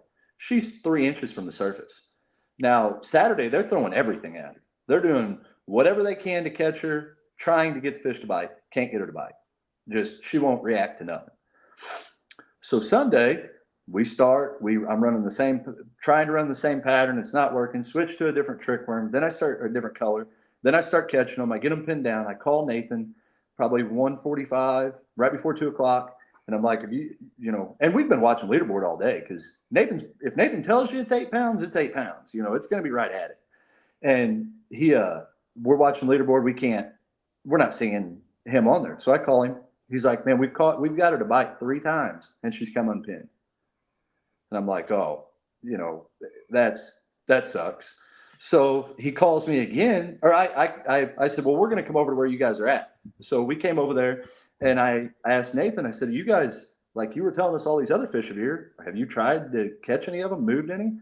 He's like, man, they pulled up to that spot, set spot lock, and the only time they ever moved was to weigh Nathan's, I went 499 on the first day for the second time slot, I believe. That's the only time they moved. Waited at Alhana, come right back, set spot lock. They don't have poles or nothing. Was this fishing was it visible to a lot of people, or was it kind of in like a sneaky area? No. You could see it. It was, oh yeah. She was on it was a sandy bottom that had some grass, and that was one thing, like the bigger fish were definitely related to the grass. If you could find that grass moss with a sandy or a pea gravel bottom, you were gonna see a fish. There was no doubt about it. A good one. Okay. So we pull up beside them. I hit the power poles, and I sit down in the boat, and I'm eating a bag of chips, and I'm watching Nathan on the front of the boat, man, and he's like tensed up like he's gonna break a rod at any moment. Corey's sitting in the passenger seat of the boat, and I'm like, I asked Corey, I said, what's up? He didn't even he's like, I lost her 3 times. I'm like, all right, well, you don't want to talk.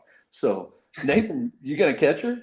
And he's like, man, I don't know. I said, well, are you gonna fish anymore in this pocket? I didn't come over here to like poach your fish, but we got, an hour left. Like, if you're not going to hit it, I'm going to just move around in here and see what I see. So I did. And I seen a toad. She was bigger than the one I caught. Hands down, no question about it. She was definitely 8. She was a big girl, but she was on the prowl. I caught a real good glimpse of her as she come in front of the boat, and that was it. But we circle around. Robbie catches a short fish off the front of a dock. And I get back up to Nathan, and I set the poles down, and this is probably a quarter after 2. And Nathan, at this time, Nathan sets his rod down. And Corey, I'm talking to Corey for a minute, and Corey looked at Nathan. He said, see if he can catch it. And I'd act like he didn't hear him, because I came here to just hang out. I'm done. It's over with for me at this point. And Nathan looked back at Corey, and he looked at me, and he said, you think you can catch it? I said, I don't know, but I've been running this bed pattern with this worm, pretty good in the past couple hours. I mean, if you want me to try, I'll try, but I didn't come here to catch your fish. He told me, he said, no, come up here. So Nathan's boat's like, the fish is like towards the bank. Nathan's pulled up sideways, casting off the side of his boat, right? So I come around Nathan in between a dock and pull up, and I just set the poles. And so I sat down in the boat, and I threw a Cinco at first. I just wanted to see how, what the fish would do. I threw it, and she did nothing. I mean, she didn't even move, and I could see the bed, and I could see her sitting a little bit off to the right of the bed, but I couldn't tell how big she was because there was, moss patches and there are grass patches. How far away from the fish are you? Oh, I was probably, I don't know, man, probably 15, 20 yards. I mean, I wasn't up on her because I knew she was, she'd been thrown at for 2 days by them. Yeah. So I wasn't going to try to pressure. I was farther back than they were. And Nathan was actually, he went to go back his boat off of it. And we decided to just leave his boat there because that fish was kind of used to that. You know what I mean? His trolling motor had been going on spot lock for 2 days within 15 yards of her. Just don't change anything. So I pull up in front of him, hit the poles, threw a Cinco up there. She did nothing. She didn't even move. So I reeled it in. I sat down in the boat and I asked him, I said, all right, what all have you thrown? And he's like, oh, we threw a shaky head. We've thrown Cinco. We've thrown Ned rig, jig. We've thrown everything at her. And Corey throws me a jig, right? A little finesse jig. And I mean, the hook is just as straight as can be on it. And I'm like, what happened here? He said, she straightened the hook. Okay. So they tell me, they've thrown all these colors and everything. I said, have you guys thrown white? Because that's kind of a bed fishing deal. Throw white. They said, if you throw white, she'll run. She'll be gone for 20 minutes. 30 minutes, she darts. Okay, let's definitely not do that. We don't have that much time. So I said, have you thrown black? And he goes, no. I said, all right. So I took that shaky head and I peeled the worm off of it because it was tore up. I'd caught quite a few on it. And I put a new one on it. And I looked over at Nathan and Corey. I said, if I catch this fish, it's going to make for a story. And, they kind of laughed. They're like, yeah, well, I got it on. I stood up there. And when I stood up, I backed the drag down because I could tell it was a good fish. And I throw, different line, different rods. But I throw, that rod was an G Loomis NRX 853. Well, I had 12 pound on it. So I back it down. I'm like, well, if I get her pinned, I don't want her to break off. Pitch it up there. And as soon as I pitch it up there, she swirls. all but boils on it and turns at the bed. And Nathan and Corey are close enough. They've seen her gills blow out when she sucked it in. So she hadn't been showing any response like that. No. On any of the baits that they've been throwing, right? No. It was that. And I've said it several times. It's that mega strike. That shaky head, man, that thing stands straight up and makes that worm dance. It don't matter. I'm a fanboy or whatever of that shaky head. That's about the only one I got in my box. Mm-hmm. But when she turned on it and boiled and hit it, she took off. she was cutting water. Now I seen her go from the right side. I wasn't close enough. I could tell you how big the fish was, but I seen the black spot go from the right side of the bed to in the bed to out of the bed. And that was it. And they're yelling, set the hook. Well, I'm not setting nothing because I don't know where she's got it. You know what I mean? So I reeled down just to get the slack out of line because I don't even know if I'd clicked the reel yet. I reel down and I barely pull on it and I see that my line's cutting and I just pinned it. Then the fight was on. And she jumped right in front of the boat, probably 5 foot in front of the boat. And I seen that, she was hooked perfect. Right through the jaw. She wasn't coming off. I knew she wasn't coming off. The only thing was, don't break it. Yeah. And she dives, goes under the boat, comes up, and I'm bent over the boat. And we were in shallow enough water that I can tell you the rod tip was muddy. I buried the rod as far as down in the water as I could get it. She jumps on the other side of the boat. And Robbie, a guy that's fishing with me, he's just calm as could be. He said, she's over here. I said, I know, Rob. So finally, I get her to come back under the boat. And she comes up and Nathan's yelling at me, get the net, get the net. I don't use a net. I'm either boat flipping it or lipping it. I don't even own a net. So Nathan literally, we're close enough. He could have handed it to me. He just throws the net over in my boat. So my net guy, he's on the front deck drooling. He ain't netting nothing, So I get the net, scoop it in the net, set it up on the deck of the boat. And I'm like, oh my gosh. we got something here.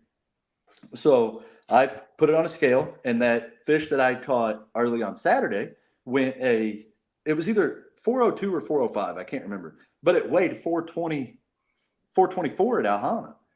And when I weighed this one, it was 742. And I'm like, 732. It was 732. And Nathan and Corey are like, that ain't going to win it.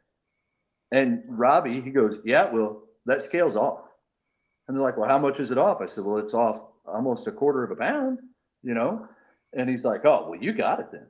So we throw it in the live well, run up to Alhana. So what time is this? What time did you actually get the fish in the live well?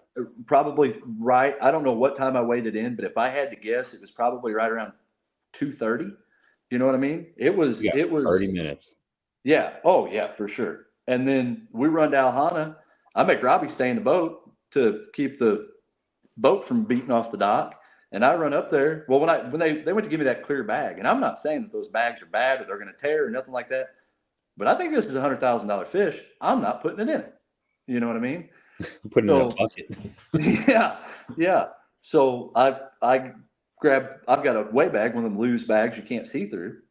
Put some water in it, take it up there. And the guy at the dock, he went to hand me the bag. I said, can I use my own bag? He said, well, yeah. He goes, why? I said, because I don't want this bag to tear with this fish in it. And he kind of chuckled. He goes, well, how big is it? I said, I think we just won. And he kind of laughed a little bit. And I picked the fish up out of the bag or out of the box. And I just hear him. He goes, oh my God. And I'm like, yeah, I think this may be it. Well, we get it in, run it up there, hand him the bag. He opens the bag and just slams it shut. And I was like, well, what's up? He goes, get up here. I said, all right. So I get up there, and 763 or whatever it was. So, I mean, it was, and to back up a little bit, look at Nathan and Corey. They've sat on this fish for 2 days, man, and can't catch it, and then just offer it. Here you go, man. We can't do nothing with it. See if you can. I mean, those guys were taken care of. Absolutely taken care of. I made sure they got a piece of the pie. And they hooked the fish 3 times. 3 times. Yeah. 3 times. Yeah. It's a good story. I mean, and that's why I told Nathan whenever I was putting that worm on, I'm like, if I catch this, it's got to be a good story. And I mean, I'd love to say it's made up, and I'd love to say we pulled up on a point and skipped to the back of a float underneath a pontoon, and there it was, and it was dumb luck. But Nathan and Corey put in the hard work. I just was able to go in, just as much as them setting on that fish and keeping anybody from catching it. I think it also took me searching around all day to figure out what it was going to take to make them other fish bite, and then go there and do that. Right. You know what I mean? Yeah. If you wouldn't have made that color change, switching from green pumpkin to the black and blue, it could be a different story. Oh yeah, absolutely. Absolutely. That's crazy that fish fish got so mad at that color worm that it just the first flip and it sucked it in and took off. Well, you talk about like trout fishing. How many times have you been like through your entire box, and then all of a sudden you throw like that one god awful color? Yeah, I've seen that. And then it just like wham, and then you can't keep them off of it. I think bed fishing's a lot the same, and there again, like this guy that's got spot lock on here that's been sitting here for 3 days isn't throwing at me right now. Right. This is something completely different. I mean, there's a whole it's coming from a different angle too, maybe. Absolutely. Getting drug a different way. I mean, this is perfect. Like, it's got to make you feel a little bit better, Andy, that it took 4 guys to beat you, not just one. Yeah. So no, not really.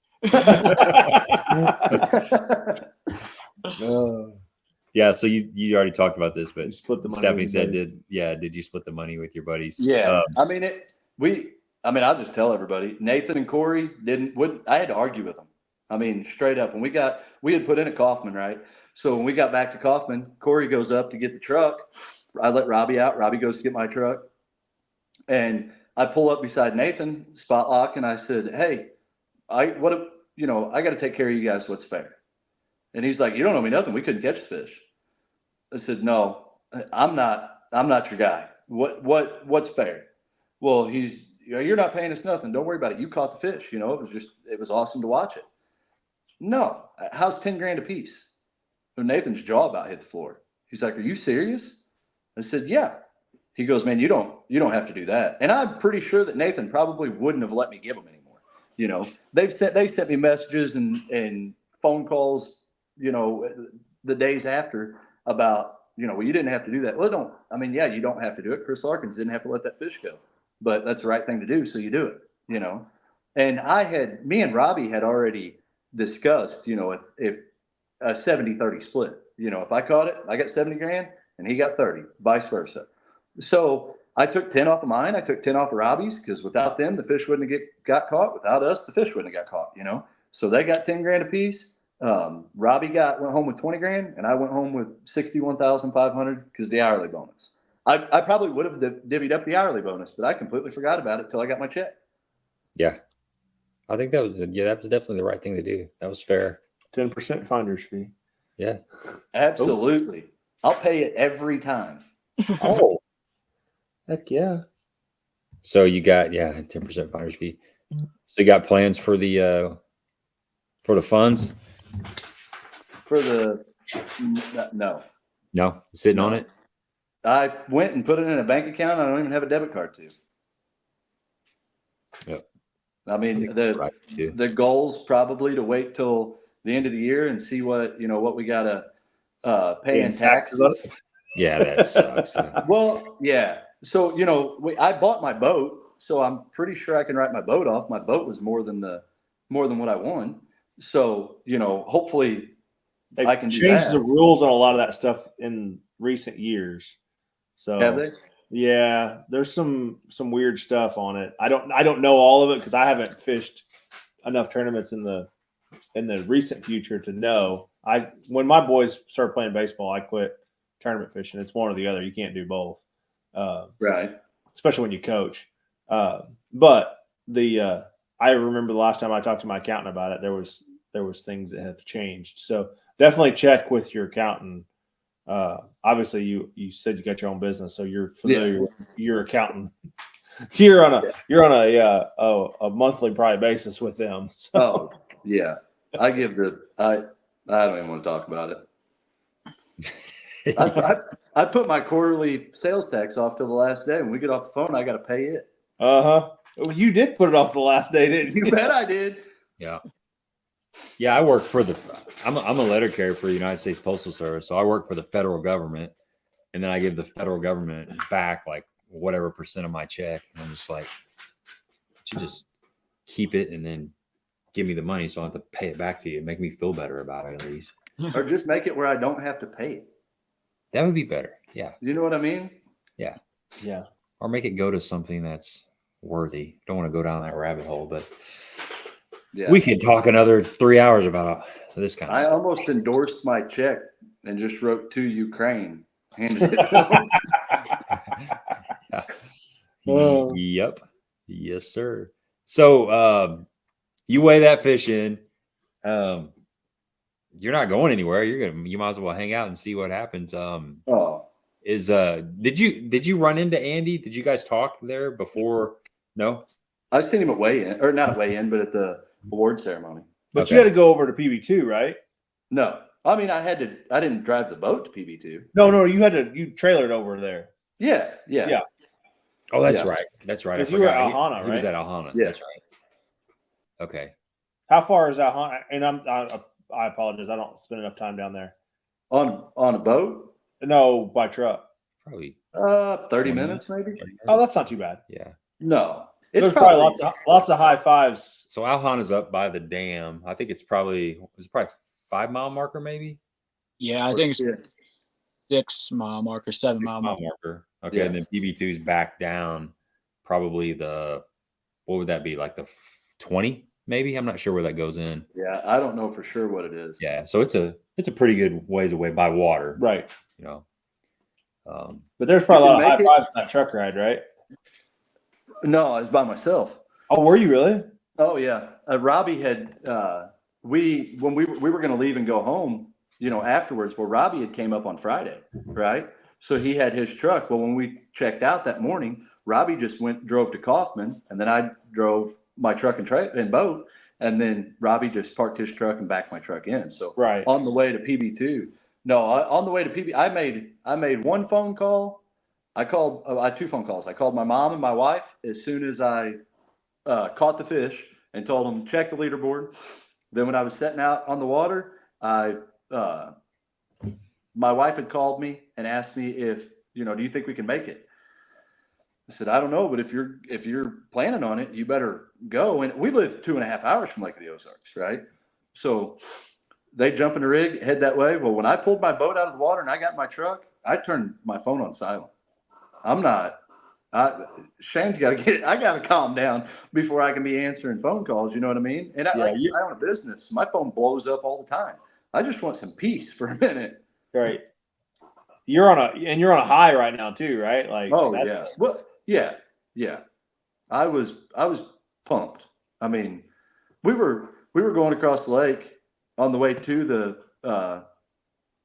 weigh-in, and Robbie's in the passenger seat, and I'm driving the boat, reaching over, smacking Robbie on the chest, screaming at him. Well, I mean, we're running faster than what we probably should have, just screaming at him. We just won. And Robbie's all balled up over there. We get slowed down. He's like, "You're abusive, man." Dude, I'm just jacked. I'm ready to jump out of the boat and swim there with the fish. Right. But yeah, I was having a good time. It was fun, and I think, and everybody, Nathan and Corey, I'm sure they'd have been more pumped if they'd caught it, but they were pumped too because they've been watching that fish for 2 days or 4 days. Well, it's kind of like sweet redemption. I'm a deer hunter, and the deer that I was after on not on my farm, I say I was after, it was just the deer that I rattled in 2 different sets in the same week. My best friend's dad kills it out from underneath me one night. Not out from underneath me, but I rattled him in, and then he ran up there and killed it. Like, I was happy for him to see that deer. Was I disappointed? Absolutely. But I was happy to see the deer on the ground and then put my hands on him and know how big he really was. Same way with that fish. Like, you hear a lot of stories that it's a 7, 8, 9, a 30-pounder, but until you actually put your hands on it and put it on the scale, that's when you know how big it is. And they were spot on. Nathan kept saying it's between 7.5 and 8. It's between 7.5 and 8, and they weren't off. 763. They hit it pretty close. Yeah, that's hard to judge. That's impressive. They eyeballed it that well. Yeah, Nathan and Corey bedfish a lot. I mean, that's one thing. They do bedfish a bunch. But I just can't. Apparently, you're a little bit better at it than them. That day. Holding his mouth right. He had shaking his worm right and holding his mouth right. Oh yeah. Yep. But yeah, it's a wild deal. And I'm sure for Andy, man, to be sitting there and then somebody come in and do that. I could only imagine how I'd have felt if I was in that situation. I mean, if I was in your shoes, I would have weighed that fish in too. Yeah, I wasn't going to not weigh it in, buddy. That wasn't going to happen. Can't blame you. Oh my goodness, that's a hell of a story. Yeah.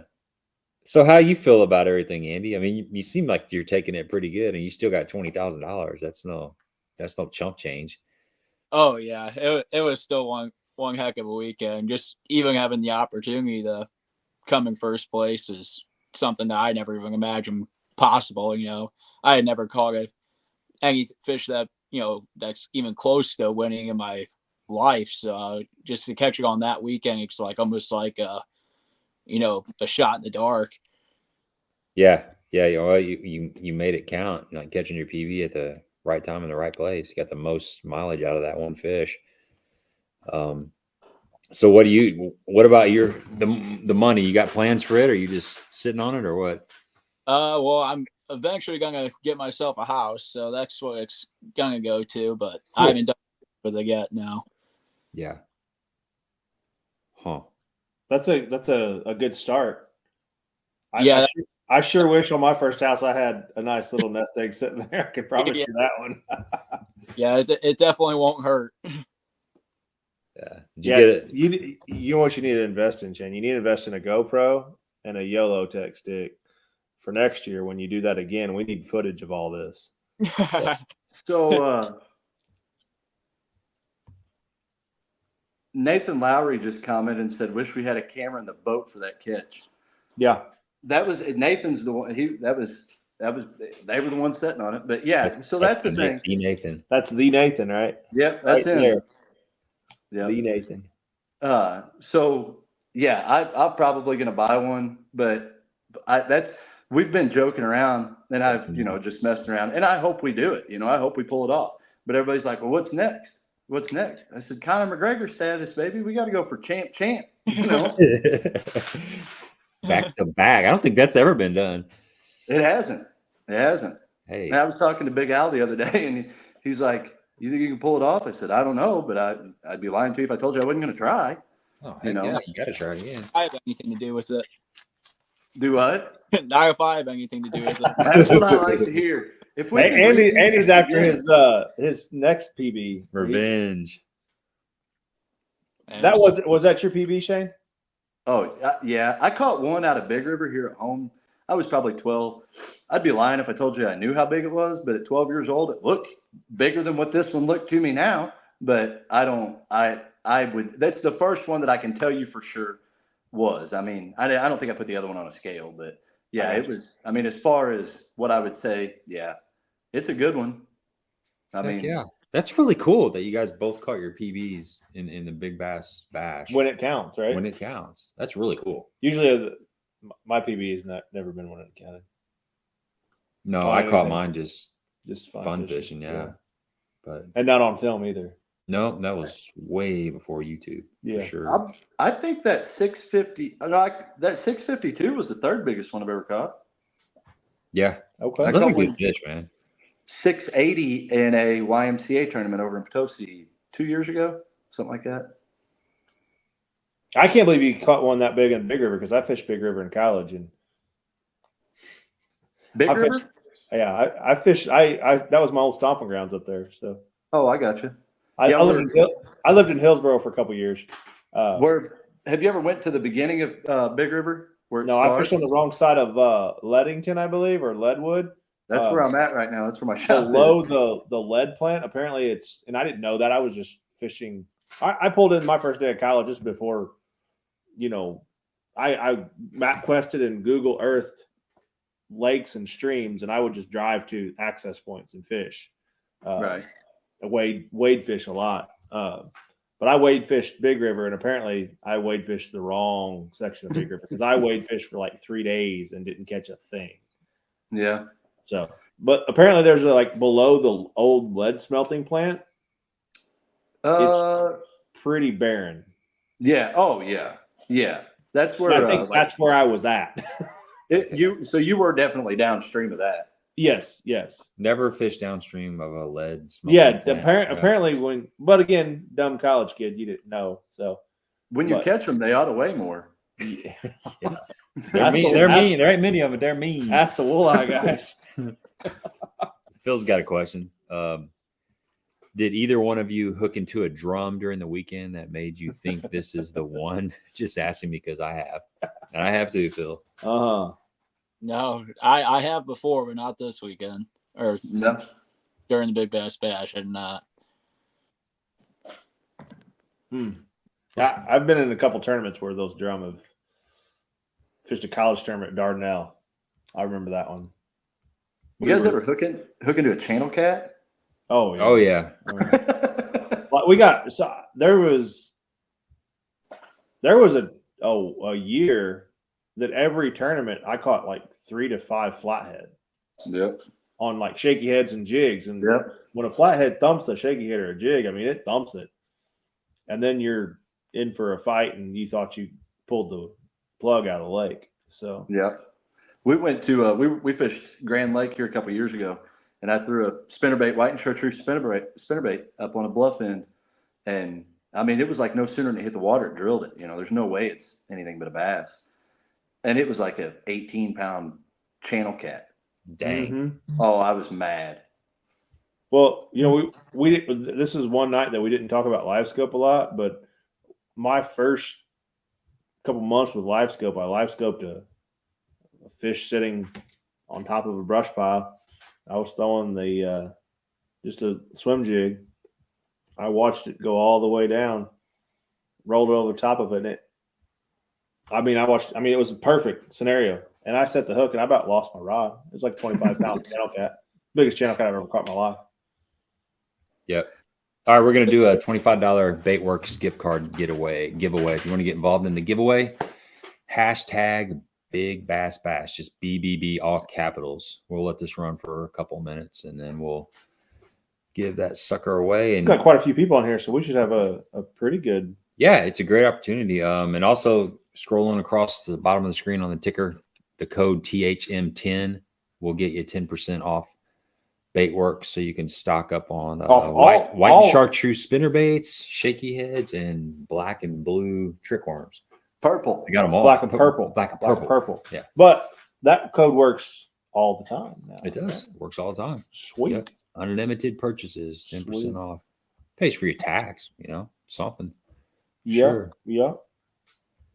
Because you're going to order enough to get free shipping. I'm going to order some black and purple. Was it the Magnum or was it just the standard? Regular. Just regular old trick worm, huh? Yep. It's not like they don't make 3,042 different colors in that. Just black and purple. Black and purple is all you need. What was that jig head again? Somebody was asking about that. The shaker head? Yeah. Mega Strike E2, quarter That's ounce. the Edwin Evers one, isn't it? I believe so. I'm writing it down. I love fishing shaky head. I fish shaky head a lot. So I can probably, I had messaged them the other day. Not that, I wouldn't like trying to get something for free, but I just messaged them about because I figured they would have a bunch of people around here try to buy them. You know what I mean? Yeah. And I'm trying to find they sent me a video, and man, it is nuts in that video.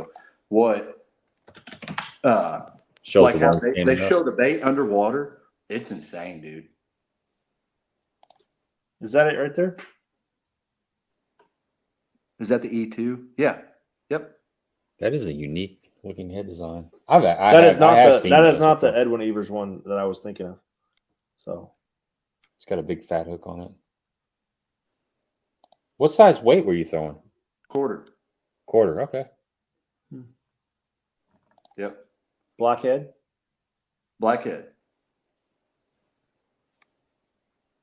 You got to match that worm. Yeah, true.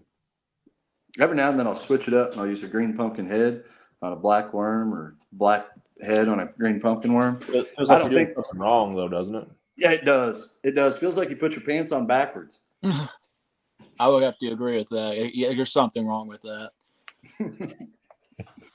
It's got a nice. So I'm kind of anti screw lock on a shaky head, just because I've had problems missing fish. I feel like I've missed some fish before with it, but that's got a smaller.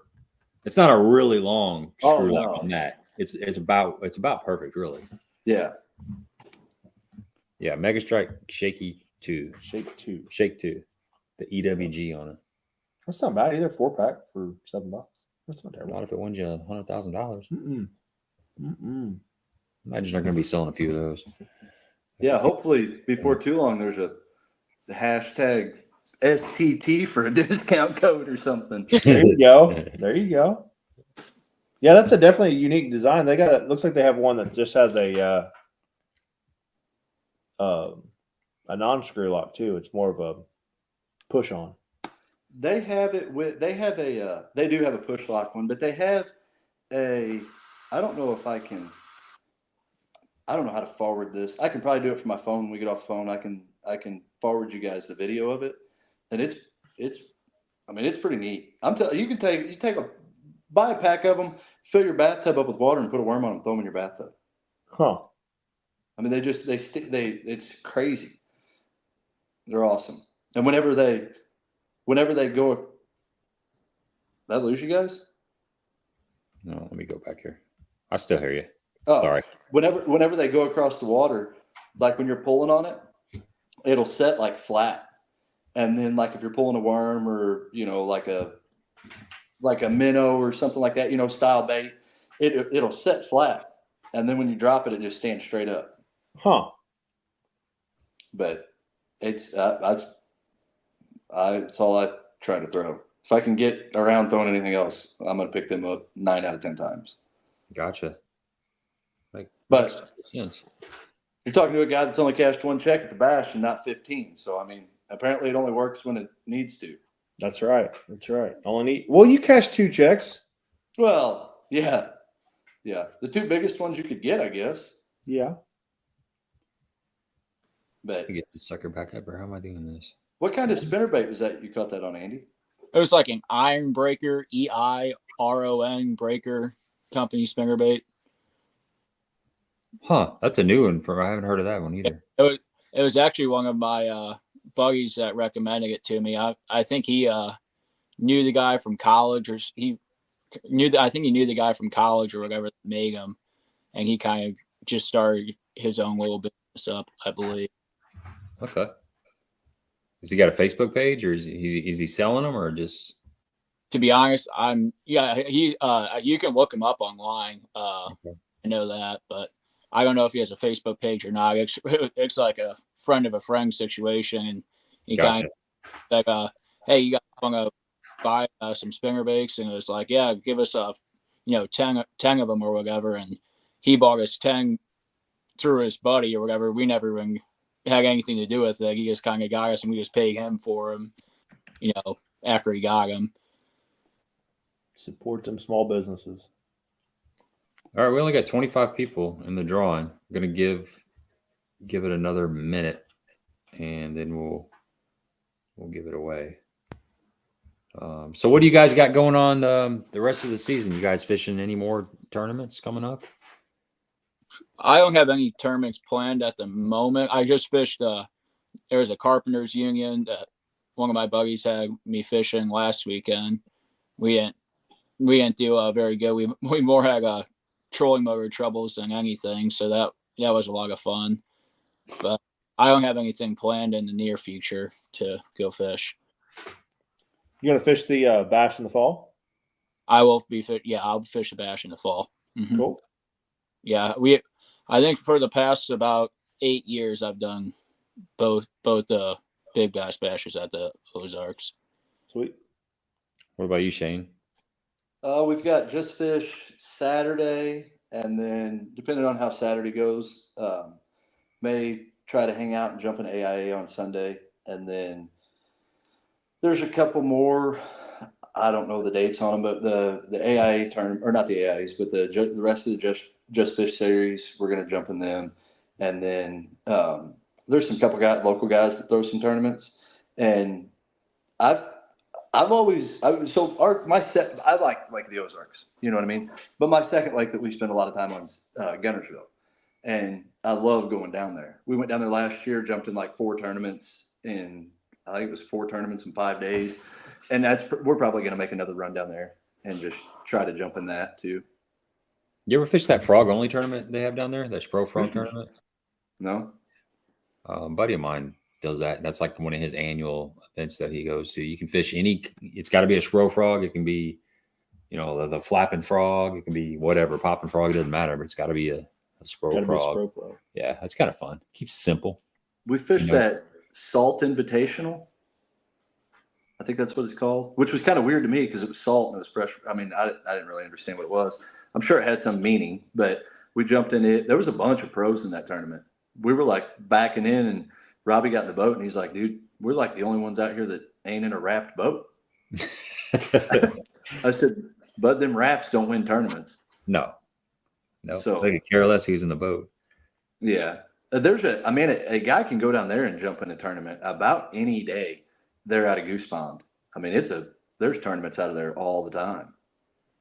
You just sit on the end of the dock with a couple fishing poles and a tackle bag, and you probably jump in with somebody. Guarantee it. Guarantee it. And that's some of the nicest people down there. You go to Lake of the Ozarks and watch somebody struggle to back a boat in, and there's like guys smacking their forehead and throwing their hands up, waiting on people to get backed in. And then you go to Guntersville and like 10 guys get out to help somebody back in, and they're guiding them all but turning the steering wheel and working the pedals for them. And I'm like, how's it like that down here at home? It ain't like that. The guy's like, well, it's not like that over here either. Trust me. right. Yeah. It's well, I think those fishing communities, like I've been to Mille Lacs before, and it's everything around the lake, where everything in that area revolves around fishing. It's just fishing. And Guntersville, I would say, is a lot like that. So it's just a different atmosphere. That's an awesome lake to fish, man. I have never fished Guntersville. I fished Chick a couple times, but I need to get down there. It's a good time. And you can throw anything. You know what I mean? Like about any time, you can go throw a frog. You can go throw a Texas rig, Carolina rig. You can go throw crankbaits on ledges, jigs. I mean, you can fish your strength a lot of the time. Just as long as that cold front don't roll through. Yeah. Or that wind start rolling up the lake. Yeah. Yeah, we fish Kentucky enough to know that if the wind's blowing out of the north or south, you are SOL. It can get rough. Let's draw this. We got 26 entries in here. I thought we'd have 100 in here. I did too. I was hoping so. I just better odds, right? That's right. Todd Phelps. All right. About time he won. Good job. Right. Todd, hit me up, man. We'll get you taken care of tomorrow. Got this written down right here. Yep, that one right there. Perfect. All right, man. We've been going for almost 2 hours. Good stories by both of you. Congratulations to both you guys. It was nice to see all these people on here hanging out, listening. Any closing thoughts? Any closing statements? Shout outs before we wrap this sucker up? Go ahead. I don't have much. Congrats on the fish. Hope to see you up there again in the fall. Thank you. Yeah, congrats on yours too, buddy. Sorry it had to play out like that, but you know, it's all good. Had a bunch. All part of tournament fishing. I had a bunch of people message me like, "Oh, it couldn't happen to a better person." I said, "I'm pretty sure it could have, but boy, I'm glad it didn't." Yep. That's right. You know, I love it. Yeah, I mean, the shout out to Big Bass Bash, you know, AIA. Them they put on a phenomenal tournament. I mean, where else can an amateur or a guy that works a full-time job, has kids, can't go chase these big tournaments, get the opportunity to catch $100,000 fish? You know what I mean? So hats off to them. And I don't know, I'm sure you guys have you ever went to like the show, the presentation or whatever award ceremony afterwards? No, I haven't. Have you ever been to one that Big Al announces? I've not the Big Bass Bash. I mean, he's the announcer for Anglers and Action. Yeah. I mean, he's the amazing. man. Oh yeah. And then, you know, just everybody there, it was nice and polite. It was awesome. James Watson was there. You know, it was cool to see all, you know, just the whole environment is awesome. Somebody says, can we see the trophy? Anybody have a trophy around? I'm at work still. Oh. Mine at the lake, so I no can do on that one either. Okay. We tried, Aaron. Yeah, that Big Bass Bash, you're exactly right, Shane. It's a special deal. They've instead of the Terrell family, they're top notch. Instead of like only paying back 30 places and keeping the extra, you know, they've really spread it out to 45 places. You got 4 time slots on Saturday, 4 time slots on Sunday, and you're paying 45 places. Well, 46 if you get the T-shirt for each time slot, and then they've got exact weight of what's that? I've actually not made money because I didn't get the T-shirt before, believe it or not. Really? That one I caught was 46th place. I didn't have a T-shirt. Yep. Yeah, I've had this thing happen to me. Yeah, so you might as well. I mean, you've already spent $200. Why not just buy a T-shirt just so you got it? And my wife bought 10 of them after it was over with at the award ceremony. That's funny. She was up there spending money. She was up there spending it like it already hit the bank account. That's awesome. Yeah. So yeah, shout out to Anglers in Action Big Bass Bash, because they do the 3 pound and the 4 pound exact weight. Justin Swass is a 316. I think it's like $1,000 if you weigh in a fish that weighs 316. So they got, Baitworks has been involved. I think Baitworks gave away a 4-wheeler, a golf cart or something. It was a golf cart. They said that thing did like 70 mile an hour. Oh my God, dude! I bet it was a rocket. Woo! That sounds like fun. 4.00 in the Big Bass Bash, probably about 4 years ago. Yeah. So there's so many ways to win. I've gotten the good luck from the Big Bass Bash and also the bad luck from not getting a T-shirt to getting a 4.00.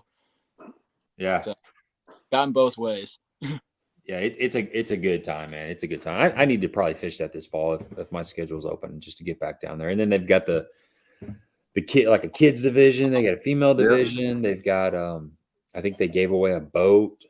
Brand new Phoenix. I believe it was an 819. Mm-hmm. Yeah, so just a lot of prizes, a lot of multiple ways to win your money back. And if you don't win anything, it's still a good time. 300,000. So what is it? 100,000 and then 20,000 and then 10,000, right? Yep, and then 5,000 after that, I believe. Okay, so 135,000 is to like your top 3 or 4 or whatever, but they pay out 300,000. So there's still 165,000 that they divide out across everything else. You know what I mean? And that kids division, that's awesome for the younger guy. The younger kids coming up, gets them involved in it. Gets them out there in the boat with their mom or their dad or whoever. That's the coolest thing. I didn't realize that they did that. And then in the ceremony afterwards, there's like kids coming up on stages, getting trophies. And those kids are grinning ear to ear bigger than, the guys, all of us that won. They got $200 in a trophy. That's the highlight of their year. Since they've been alive. They're not going to stop telling that story for the next 30 days. I promise you. Absolutely. Everybody at their daycare, class, teacher, whatever, is going to know what color shirt Big Al had on. Yep. I got a 4-year-old that he tells me every time he's got a count on how many fish he's caught this year. Really? Like to a T, he knows exactly how many fish he's caught this year. To carry a little fish clicker or whatever. You saw him at the Mexican restaurant the other night. He told him exactly. He's like, I caught 1, 2, 3, 4, 5. And he counted all the way up to the number he was at. Yep. It's like, good Lord, boy, like he's ate up with it. So, yeah. But all right, we're gonna wrap this up. Let's wrap this up. Shane, Andy, thanks for hanging out with us. Congratulations. And congratulations for having me. Yep. Thanks for having me. All right, folks. We do this every Tuesday night at 8:00. Not sure who we're going to have on here next week, but I will let you know via the socials. So thanks for hanging out with us. Until next time.